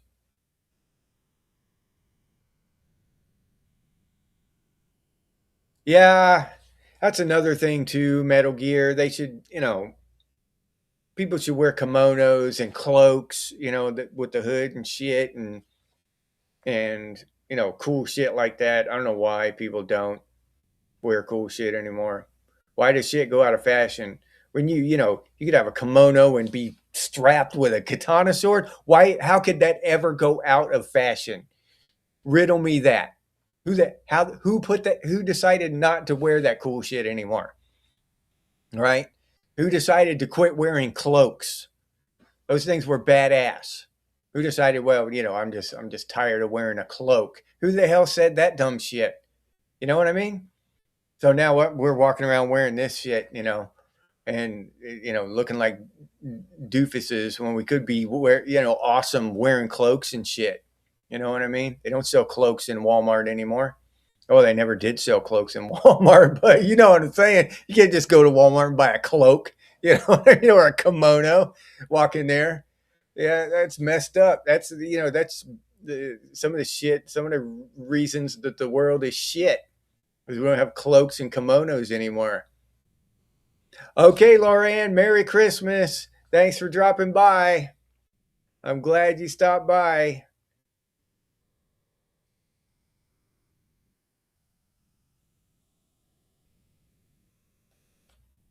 GX Dewsome. Who are you talking to? You talking to me? You said GX. If you're talking to me, Dewsome, my name's Jesse.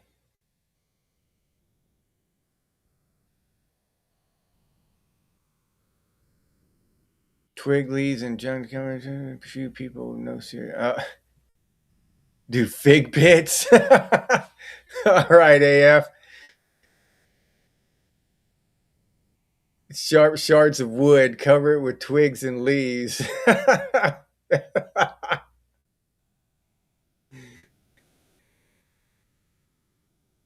Yeah, high powered revolver, yeah, Savage.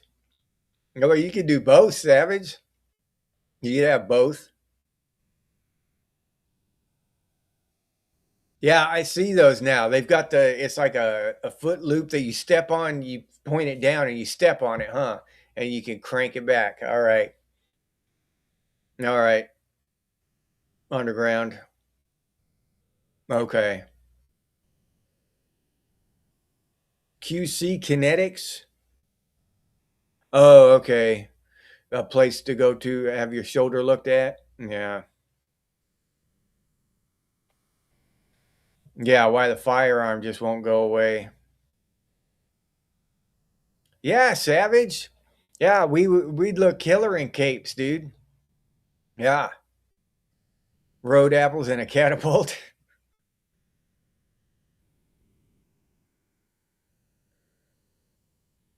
Yeah, old man. That's I've always heard that a crossbow has more penetrating power. Those bolts.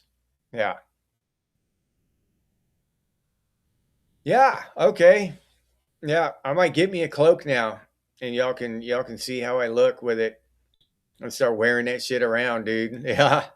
People think I'm retarded, but luckily I don't care what people think. Yeah. Yeah. Cloaks and kimonos, great again. That shit's kick ass. I mean, honestly, think about it. That shit's kick ass. Why did we ever stop wearing that kind of stuff? You know,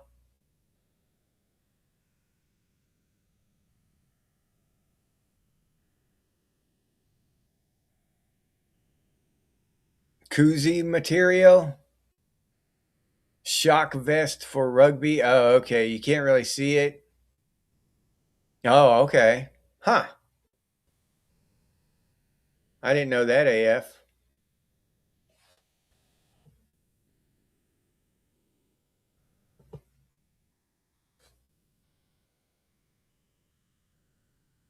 All right, do some. All right, Keith.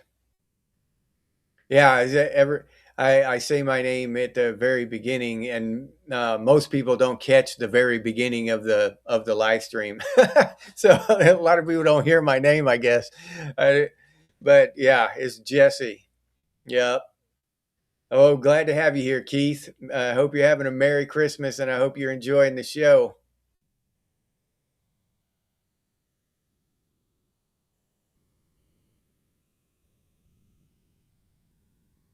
Oh, okay. Ruger, Robert. Okay, to accept Glock mags. All right, I didn't even know any of that shit. A Klingon cloaking device underground. Yeah. Yeah, that'd be kick ass, dude. I gotta admit that. The matter replicator. Yeah, that would kick ass too. The predator cloaking device and all of his weapons and shit. I wouldn't want to look like the predator. You know what I mean? Maybe just a predator mask, but that cloaking device and then have all his weapons and lasers and shit come up off my shoulder. Yeah.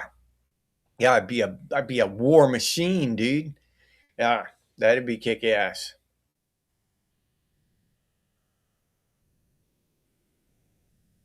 Yeah, yeah, Raziel. People don't wear cool shit anymore because they wasted all their money on stupid ass can openers and avocado toast and $15 coffees. The price of those coffees, and I've driven past that damn Starbucks and the drive-through line waiting to get to the drive-through is backed all the way up into the street. They're blocking traffic in the street because they don't want to go in there and park and walk in.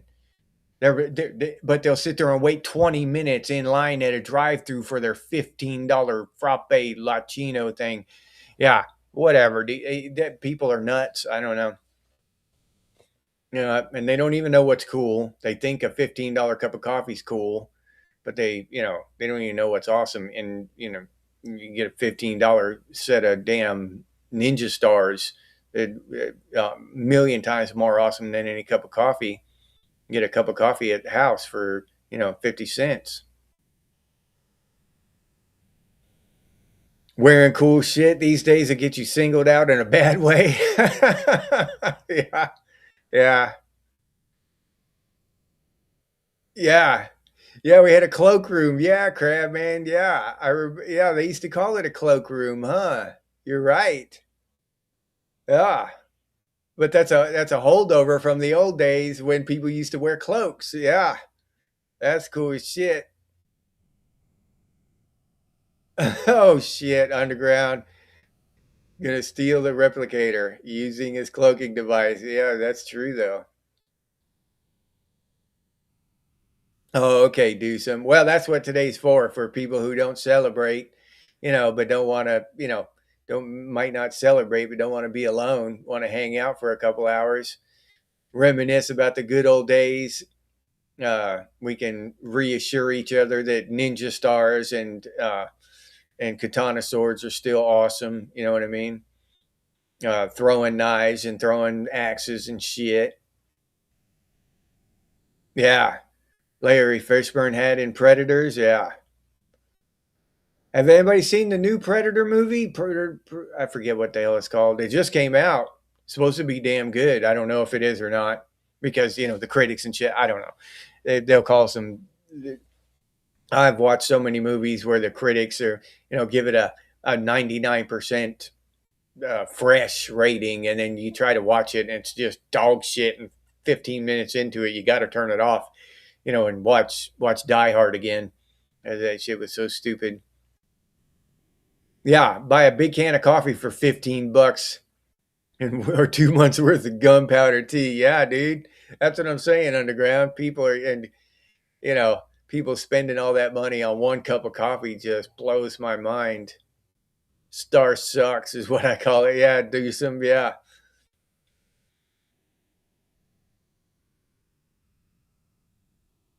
Oh yeah, yeah. There's nothing wrong with standing out now, but if shit goes south, you're gonna want to blend in. Yeah, that's well put, Robert. Yeah, I agree. Savage. Yeah, lightsaber. Yeah, you can't go wrong with a lightsaber, dude. Mike Fleisner, cloak and dagger. Yeah, yeah, cloak and a dagger.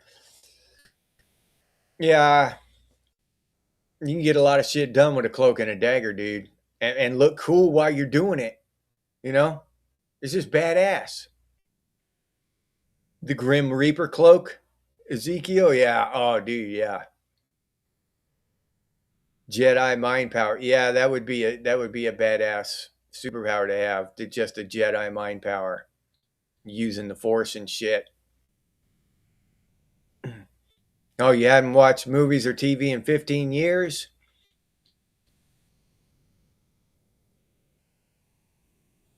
No, I still watch movies and not like, television, not like that. But I watch Netflix and stuff.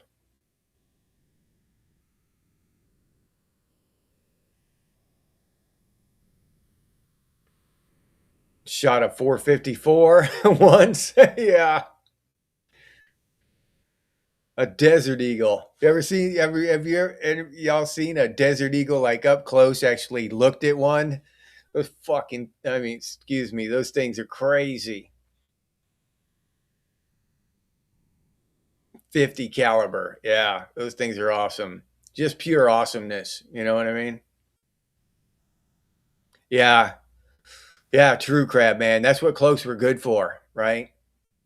If you wanted to discourage people or whatever, you might throw your cloak back and expose your sword so, people could see that you were armed. If you were trying to go stealth, you would cover up your weaponry.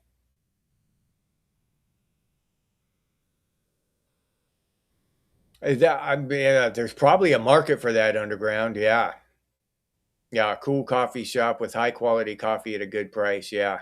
Oh yeah, that whole big corporations, people are get. I hope that it's more than just us who are getting sick of them, dude. I mean, honestly, yeah. Okay, the new Predator is too soft and the robot girl doesn't fit. All right, Lake. Yeah, Predator can't be soft. Yeah, Predator can't be soft at all.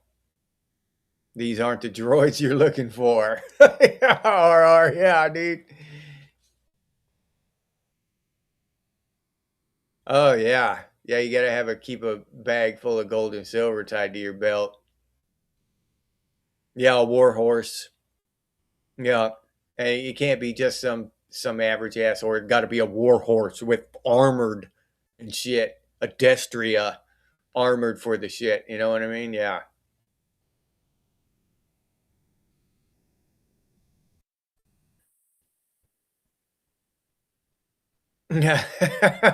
Your birthday suit, dude. Yeah, Chaz.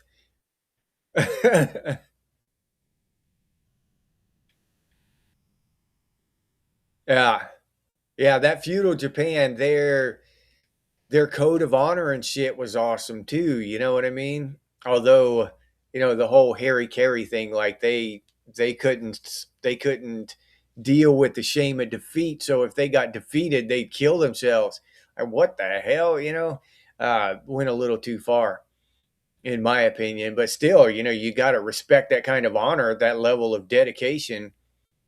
But that's why that movie, The Last Samurai, I love that movie with Tom Cruise.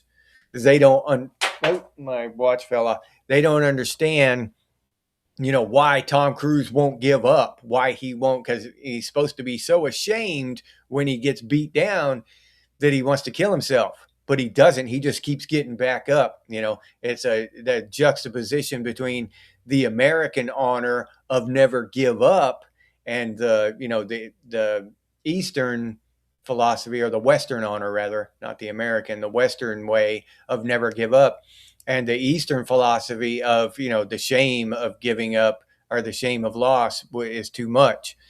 So they're both honorable, just they kind of do it in different ways. But that always fascinated me.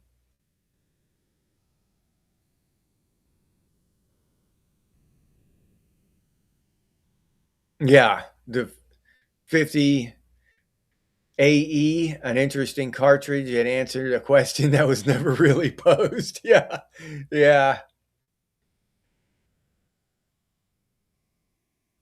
yeah. Actually, Raziel, a Desert Eagle, but more likely to actually buy a Colt Python.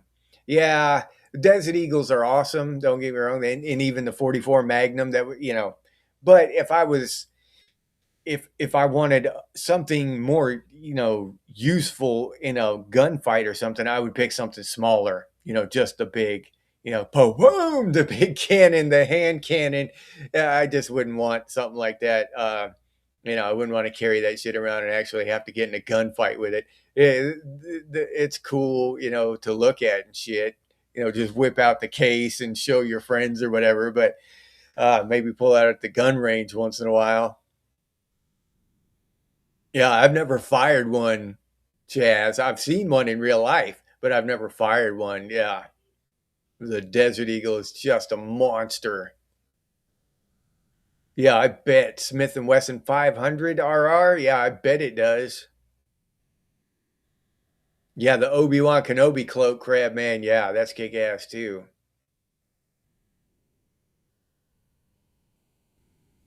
Okay. Yeah, that's the thing. I had a 38. No, it was a 380. I had a 380 or something, either 38 or 380. I forget which one it was, but it did the same thing to mine. Yeah, to my hands, it would the slide would skin my damn thumb every time I shot it. A pain in the ass.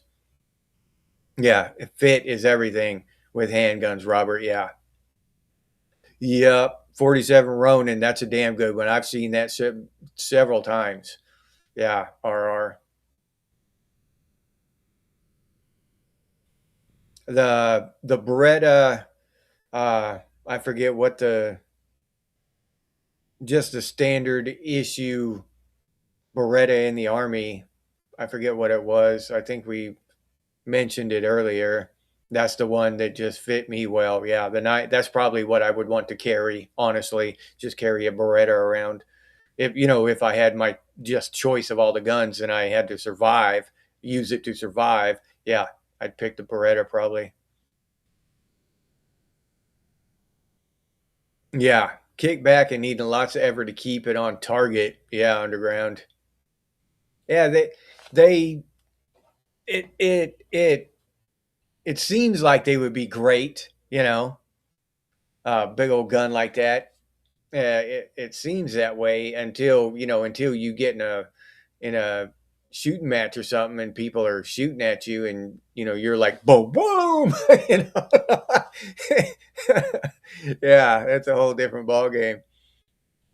Oh yeah, the 13th Warrior. Yeah, that was a cool ass movie, Lake. Yeah, that's one of my favorites. As a matter of fact, it was written by Michael Crichton. It was a book, and they made it into a movie. Bolo shotgun shells. Yeah, Snyder. I've never even heard of them, dude. Uh, Two lead balls attached to a thin steel cable. Yeah, holy shit, dude. I've never even heard of that shit before. Uh-uh. Till tonight. Yeah, till this afternoon, rather. Yeah, I've never even heard of that shit before. That sounds badass, though. Holy shit.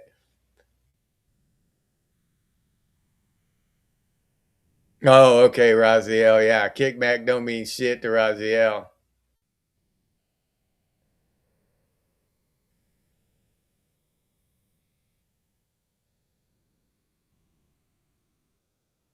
How long is the how long is the steel wire on those bolo rounds?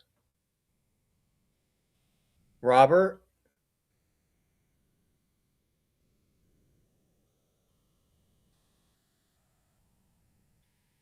Yeah, I don't need anything bigger than a damn Beretta myself. I mean, uh and the more ammunition I can carry, you got to think about ammunition too. If you have a big gun that takes big ammo and that shit weighs more, um, you want the smallest gun that will do the job with the lightest ammunition to carry. If you want to take a lot of ammunition.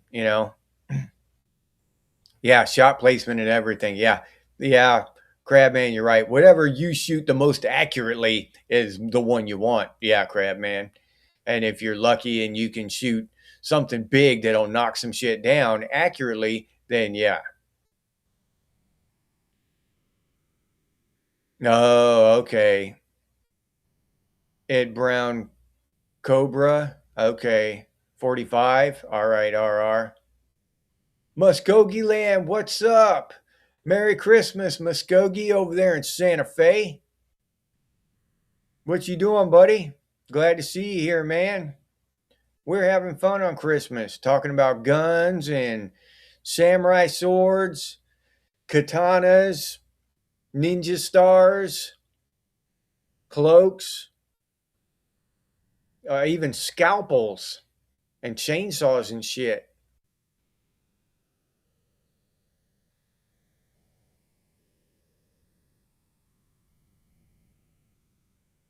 You see that? I don't know if you see that when an electronic.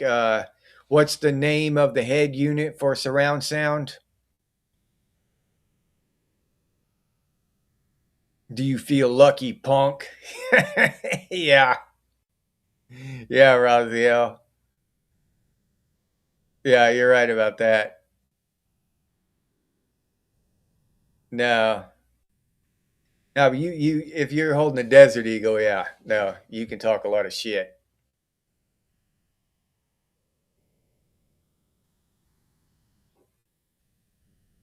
Okay, all right, Metal Gear, yeah, yeah. Hunting for your own dinner, that's where it's at.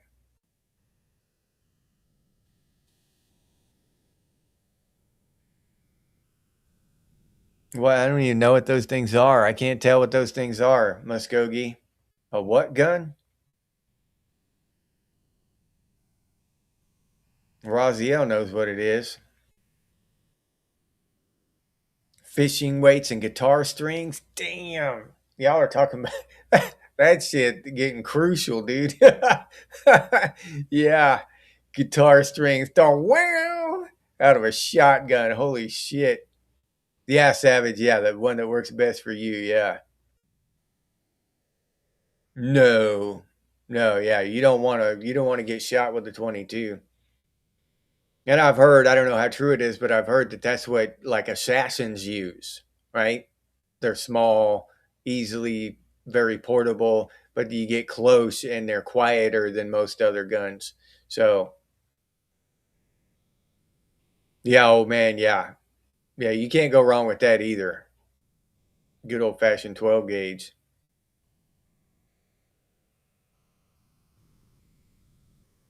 Oh, you're nauseated on Christmas? Oh, damn. I'm sorry, Muskogee.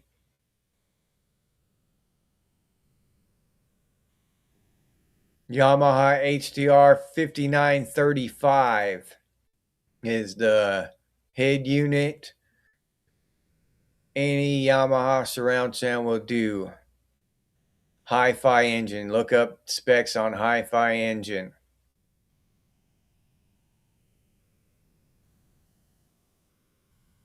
Yeah. Did y'all hear the story about it was here in Florida, I think. Florida man shit. Um these two guys got I assume they got drunk and they were arguing about whether a shotgun will kill you if it, if you're far enough away and it rains the bullets down on you. You know what I mean? And so the guy actually put on a bulletproof vest and went down. And they decided they were gonna see, they were gonna find the hell out. The guy was so confident that the shotgun would not kill him that he put on a bulletproof vest and just walked down there. Of course, it killed him. The guy shot him, shot up, and the bullet went and hit him and just hit him in the face and shit and killed him. So then the buddy is in, one of them's dead and one of them's doing life in prison for murder. Yeah, because they didn't think a shotgun would kill him at whatever, 100 yards or whatever. Just they're ridiculous. The dumb shit people do.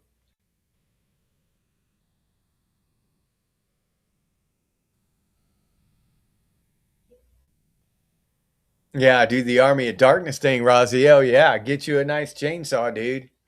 Yeah.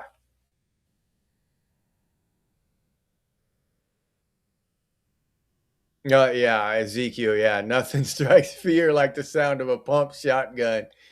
Yeah. No, yeah, not even a BB gun, Raziel. You're right about that. Yeah.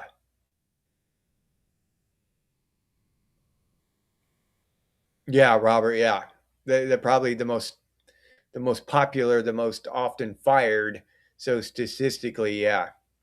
And um that's the caliber that the M16, well, 223 or whatever, the 5.56 is isn't it technically the same, in the same category as the 22, the M16, the 5.56 223 round. I think it's in the same category as rounds. Oh, okay, Rozzy. Oh, yeah. Damn. Hope you're feeling better soon, dude.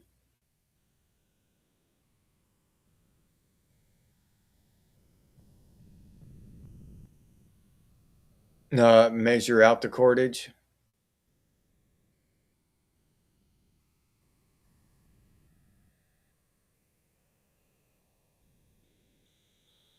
Yeah, the 25 caliber PCP air rifle.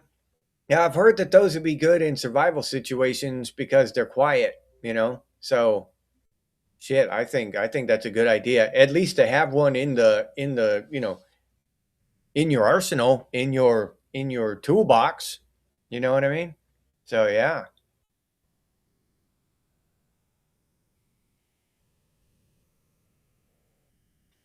Well, this one guy, I don't think they had birdshot. I think they had heavier stuff. You know what I'm saying? Yeah, they killed him. It was in the news. It wasn't. It was a while ago, and it was in the news. It wasn't like something you see online. It was local news here. Um, some dipshit shot his friend.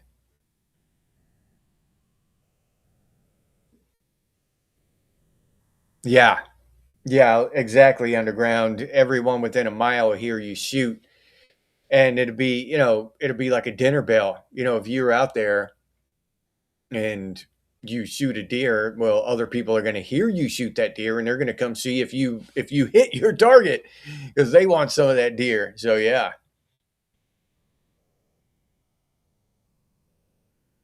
go with 10 millimeter, Robert. Okay.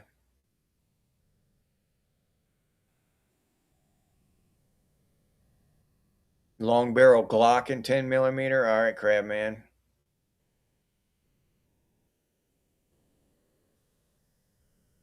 Oh, okay. Yeah, I used to have a 410. I love that little shotgun. Yeah. 10 Grizz. What's up, 10 Grizz? Merry Christmas, dude. Glad to see you here, man. I hope you're having a fantastic day.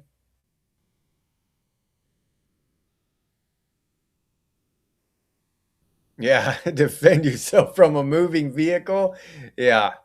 Yeah, lots of land and practice your ass off. Yeah, AF. Yeah, you can do some road warrior shit. Shooting from a moving vehicle. Yeah, that's a whole different ball game. Yeah, it's a completely different ball game. Shooting from a moving vehicle. Yeah,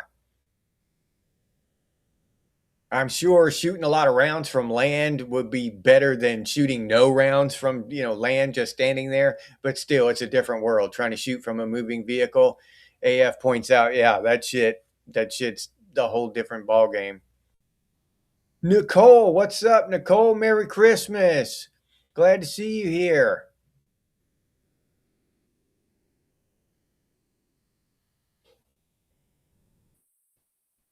Yeah, yeah, for gathering resources. I wouldn't want to go, you know, shoot a big white-tailed deer with one or something, but the rabbits and birds and stuff, yeah. Yeah. Gather resources and not draw attention to yourself. Yeah. Exactly, underground.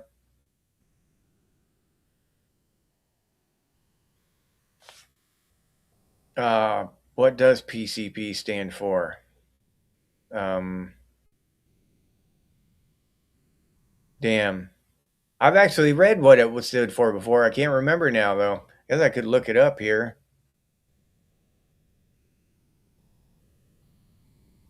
Let me see.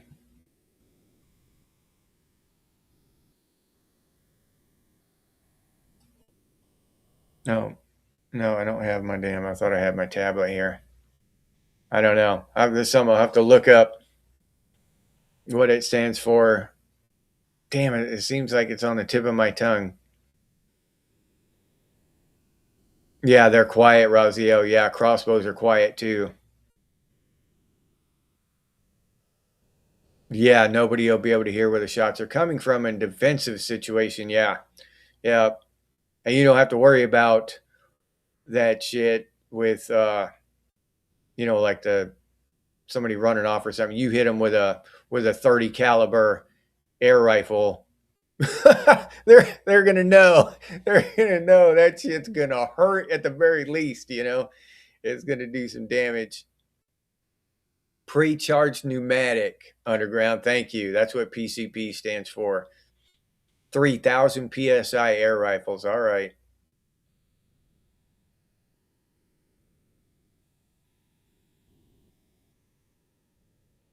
Yeah. You want to make noise, Robert? Yeah. That would make sense in some situations. Yeah. Well, we're glad to have you here, Nicole. Welcome to the conversation.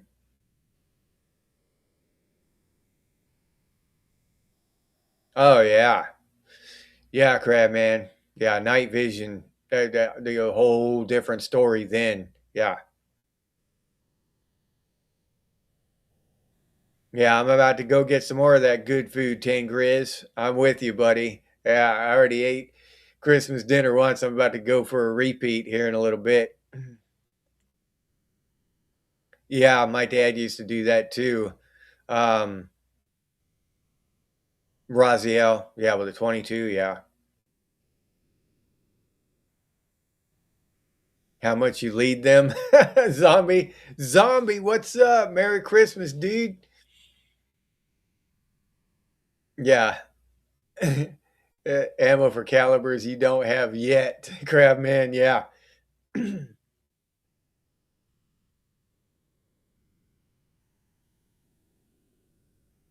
Okay, PCP, pre-charged pneumatic, paintballs in the fridge. Oh, yeah.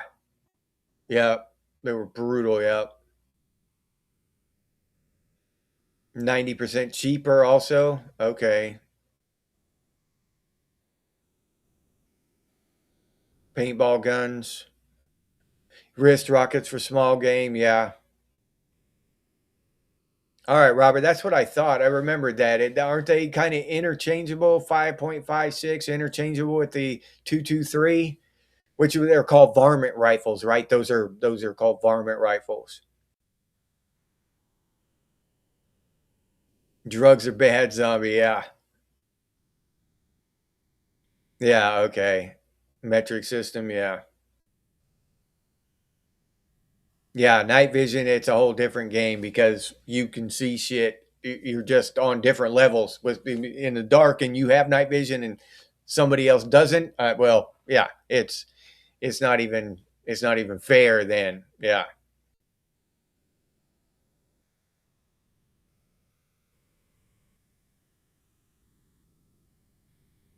No, I didn't know that underground that they had lever action and full auto and stuff. I didn't know that. I thought they were all like split, you know, split barrel or whatever. Okay, I'm gonna have to check that shit out.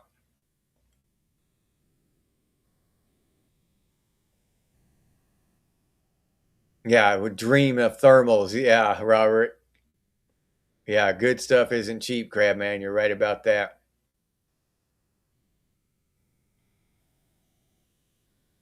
Yeah, yep, yeah, non-lethal, especially for dogs and stuff like that. Yeah,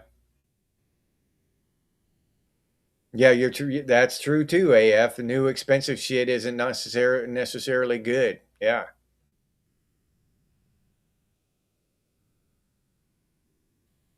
yeah, yeah.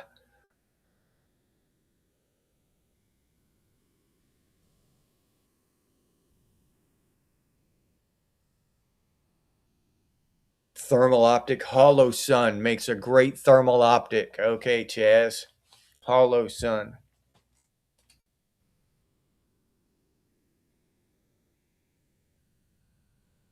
That's good to know.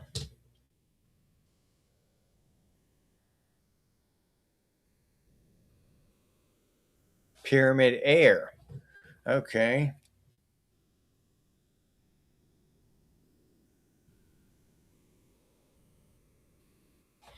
all right. Yeah, he must have night vision goggles, but I wore those when I was in the army. Night vision goggles. We called them Cyclops because they had one lens back then. But yeah, they would kill your depth perception. Right, everything just looked flat.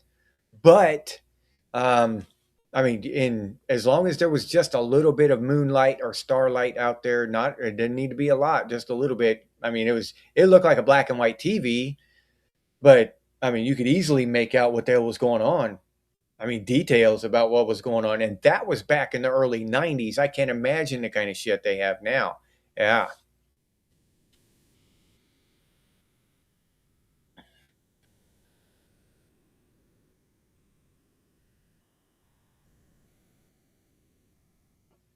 Uh, Holy cow, a beehive, 50,000 bees. Yeah, holy shit. That would be scary there, AF. Yeah. Okay. All right, Chaz. You can shoot a 223 out of a 5.56 barrel, but cannot reverse it. You cannot shoot a 5.56 round out of a 223. Okay, Chaz. That makes sense. Yeah. Oh, Christine and Dracula, dude. That's pretty badass. I think I'm gonna go watch. I think I'm gonna watch Lethal Weapon and Die Hard after we're done here. Okay. All right, Robert. That's good to know.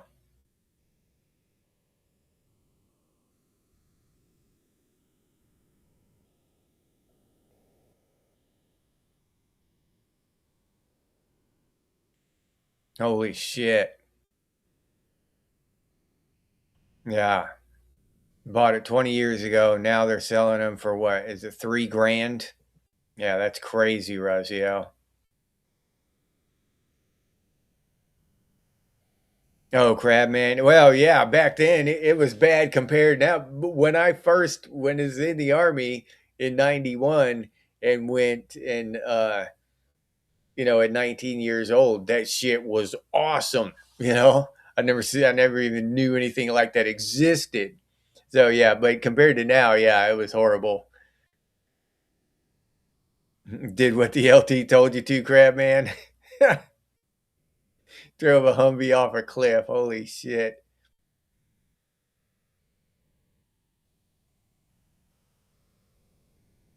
Zombie concerts? I've never been to a concert. Not once in my life. Never been to a concert.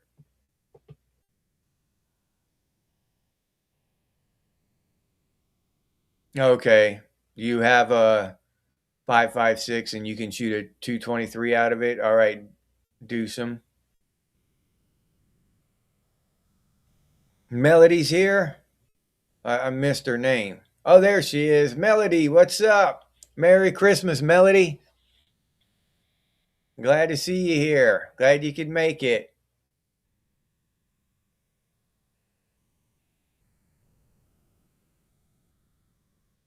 Okay. I would. All right. Yeah. In terms of bolt action rifles, yeah.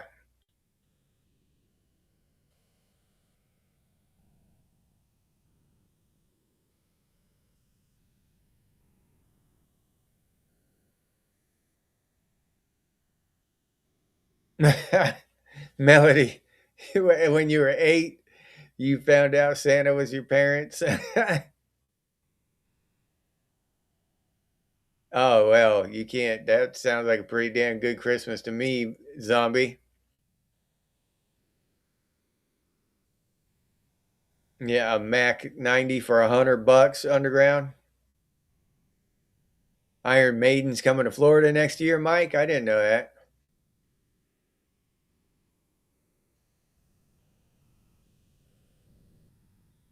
All right. Yeah, no, I've just never really had much of an opportunity to do anything like that. When when a show came, I was either broke or couldn't get out, away from work or whatever. So never just, or just so damn tired, from working that I just didn't want to go. I just didn't want to. So, yeah. So I've never been to a concert. Nope. Mm. Say hello to my little friend. Yeah. Yeah, Chaz. Disco theme electronic set in Chicago playing all day. Okay. A roller rink in a Baptist church. Oh, that's killer. Skated for 7 hours. All right. First time on their Number of the Beast tour. Zombie. A bottle of Old Crow, Ezekiel. All right. When Rona was well known. Saw Pantera in July. Zombie. Evan Williams eggnog. Yeah, I got myself some eggnog too. But I actually like my wife's mulled cider better. But now I've drank it all, so I'm out. I'm out of the mulled cider.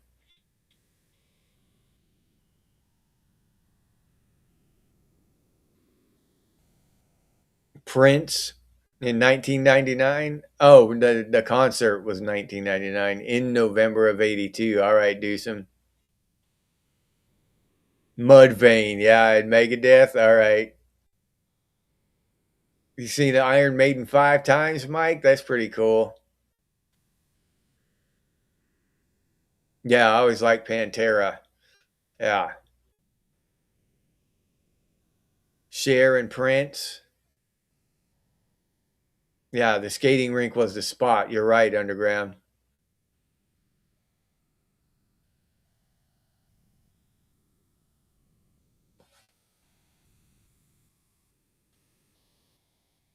Kiss and Cheap Trick in '79. I bet that was a good damn concert, Zombie. Yeah, I bet that was awesome. Yeah, we've had a lot of good music, you know, a lot of good bands. I don't know now. I mean, most people just watch that shit online, I would guess.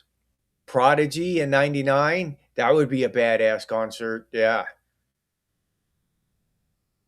Farm Aid 2 on Charlie Daniels, that would be a good one, Ezekiel. Papa Roach, were they good live, Metal Gear?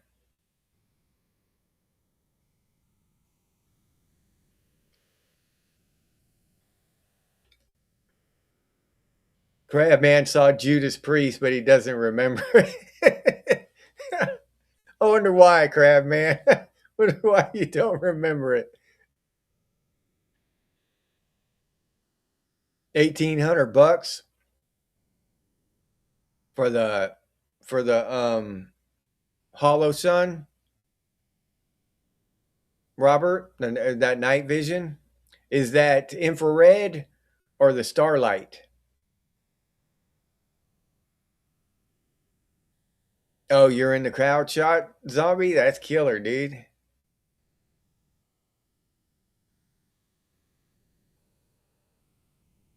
MTV's Rockfest 97 at the Texas Motor Speedway.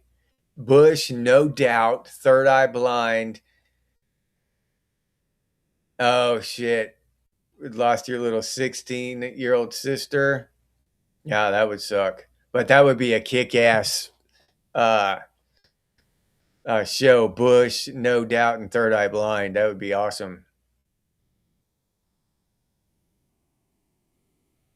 Rode the Gravitron on Ecstasy Underground. I bet that was fun, dude. Oh, okay, cool, Metal Gear. Yeah, I've heard their few of their songs, but I've heard that a lot of bands maybe they're really good live, but they're better when they're when they're in the recording studio, and some bands suck when they're live. So yeah, I always wondered about each band. Buck Cherry, yeah, dude.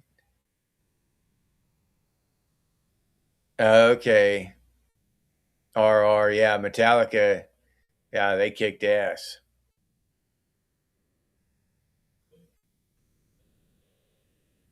Yeah, do some now. I'm not getting in any of those big crowds now. Hell no. Shit's getting too weird now.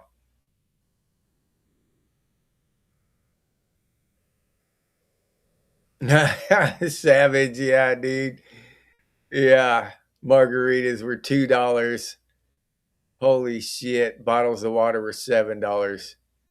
And that was back in '05. They must be, a bottle of water must be $20 now. Uncle Ted and BB King in '78, dude. Yeah.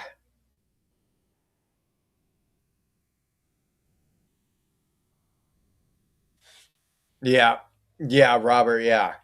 The yeah, it's just a matter of time, dude. I won't be there. That's a you know, that's a reason now that I'm not going. Yeah, I didn't I didn't really have that much of a reason back then. Just that I didn't really have time and stuff. Now, even if I had time, I wouldn't go. No.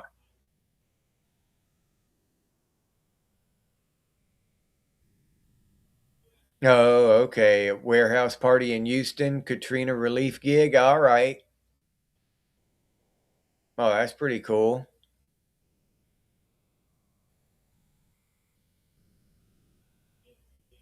Ozzy and Rob Zombie in 2010. That'd be a kick-ass show. Zombie,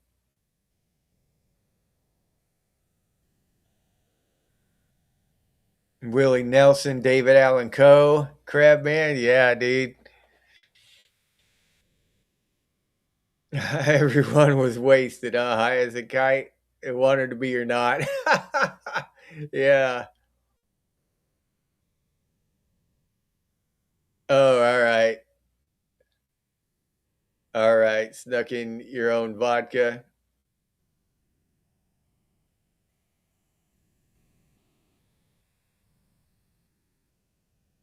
Oh, yeah. Yeah, we used to do just That kind of shit, the raves and the nightclubs and shit back in the day.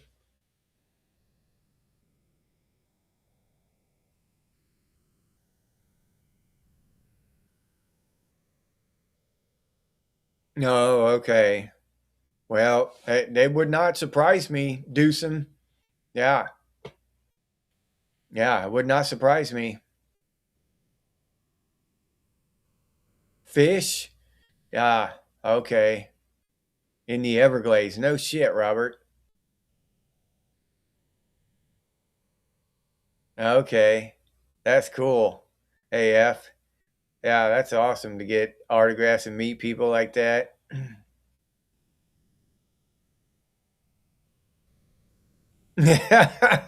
He's gonna pass out, zombie. Yeah, he can't hang with the old man, huh? Yeah.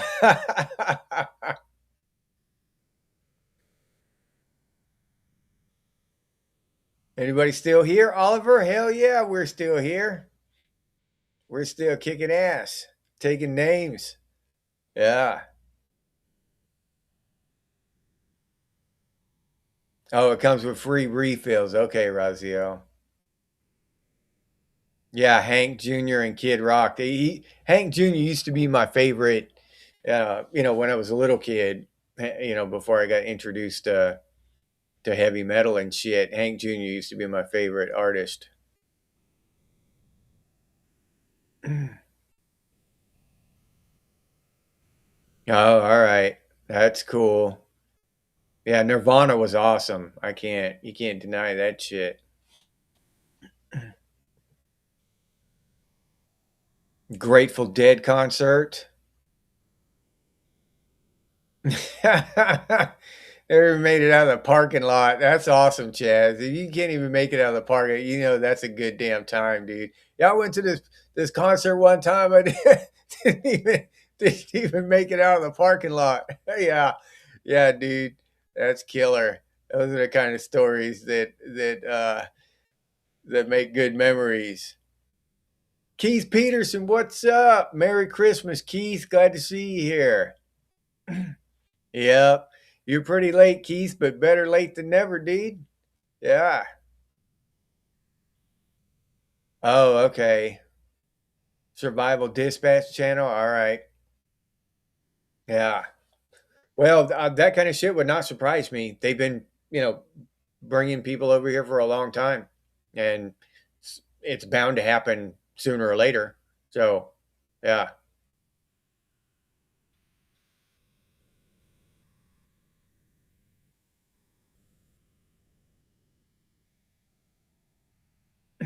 Under 1,000 people. Yeah. Yeah. Electric or electronic. Yeah.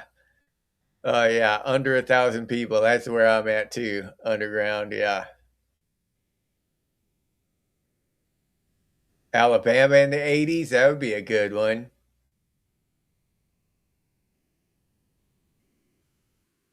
Yeah, I'll hang around as long as you will let me. Traveling Wilburys? I don't know if I've ever heard of that before. Heard of them? Yeah, Southern Rock. I like all that shit. Yeah, Alabama. Um,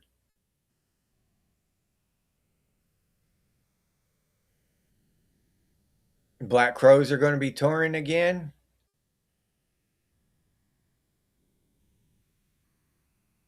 Spent 3 days in the parking lot, Savage. Yeah, yeah. Oh yeah, I knew what you meant, RR.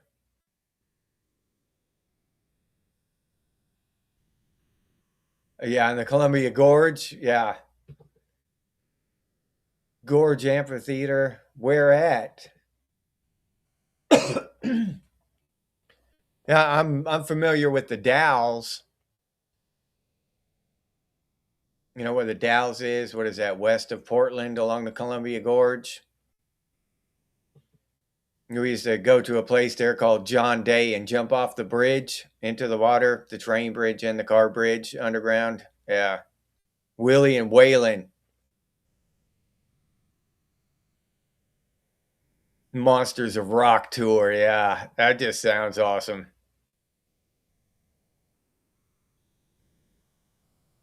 Weird Al Yankovic. Legendary concert venue is Pine Knob, Michigan. No shit, huh? Yeah, Leonard Skinner, dude. Yeah, Metal Gear. I agree with you there. Country music is for wooing the kinfolk. Yeah, you never even call me by my name. Yeah, yep. I can hear that song in my head, AF.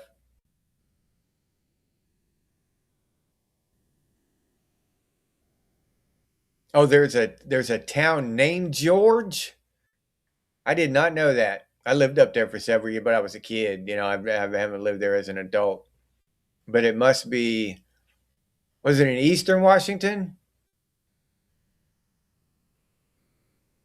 Zombie's hammered right now, dudes. He's having a good Christmas.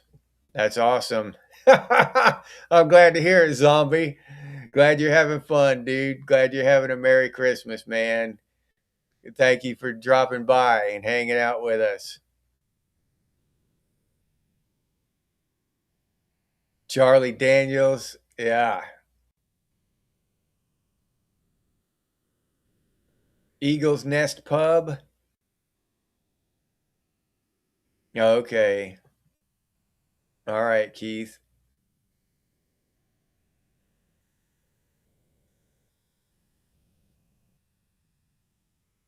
You had to listen to country in secret.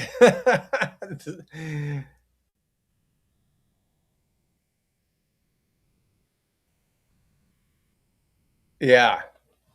Yeah. P-38's come in handy, dude.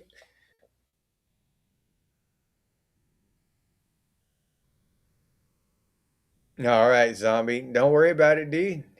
Chat us up, bro.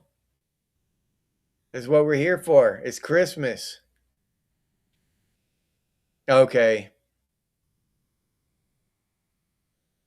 All right. Okay, underground. Yeah, I my my experience there when I was a teenager was, like between the Dalles and Portland, along the western strip of the Columbia Gorge.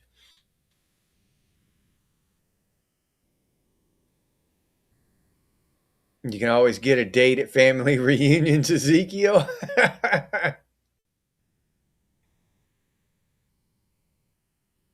Yeah. Oh yeah. Oh, the universe loves to shit on me. Yeah, oh yeah. You believe that.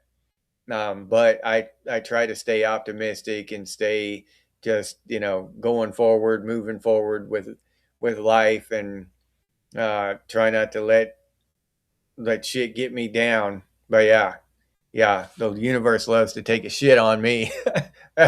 Just randomly once in a while find myself under a pile of shit, but what the hell, man? I've been making good decisions, but it doesn't matter sometimes. The universe just conspires against us. All right, everybody. I'm gonna go ahead and call this one. So um, I want to thank y'all for showing up. I've got to wrap stuff up for Christmas with my family and stuff, and eat dinner again. So I'm going to go ahead and say goodbye to everybody.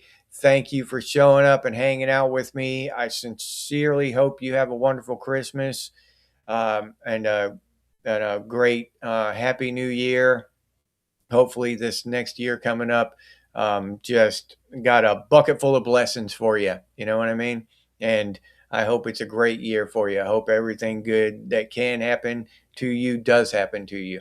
So, yeah, thank you so much for your support in 2025. It's meant the world to me. So I sincerely appreciate it. I appreciate the time that you've spent here on the channel with me.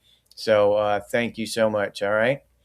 So I'll say goodbye to Do Some Diff, R. Schneider, Jeff Seven, Robert Korsberg, Keith Peterson, RR, Raziel, my boy Mike Fleisner, Savage Lee, Zombie AF, Underground, Crabman.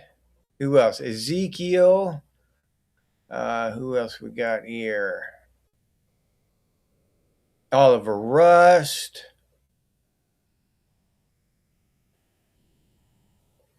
All right. Did I say RR already?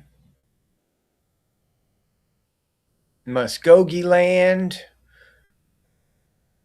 I said Zombie already, I think. Let's see. Robert. All right. So sometimes I've got to scroll up through all these comments to try to find everybody to say goodbye to. And sometimes I miss people. 10 Grizz. So if I do accidentally miss you, I apologize. Nicole. And I think Shannon was here earlier. And Michelle, I know Michelle was here earlier. Chaz, can't forget my boy Chaz, R. Snyder. Did I say Savage Lee already? All right. So, if I did not say your name, I apologize. But goodbye to you as well. Goodbye to anybody watching on television, or just if you don't want to participate in the comments, but you're watching anyway. Goodbye to you as well, and have a wonderful Merry Christmas. Wild Stallions. Yeah, dude. Yeah. Yeah. What they say? Be excellent to each other and party on, dudes. Yeah. So yeah, y'all be excellent to each other, all right? And have a Merry Christmas. All right. So, Merry Christmas, everybody. Thanks for dropping by, and I'll see you on the next one. Here's my spiel. If you enjoyed this episode, please like, subscribe, and comment. If you'd like to support Gen X Thinks by becoming a member, I'll put that link down in the description, or you can head over to the channel page and become a member that way. I appreciate all the members down in the banner down here. Their support is invaluable, so thank you very much to all the existing members. I really do appreciate it. If you'd like to support the channel directly, you can do so by clicking on that super thanks button down there.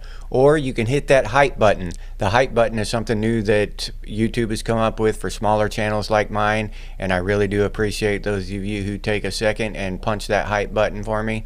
It helps out a lot, so thank you very much.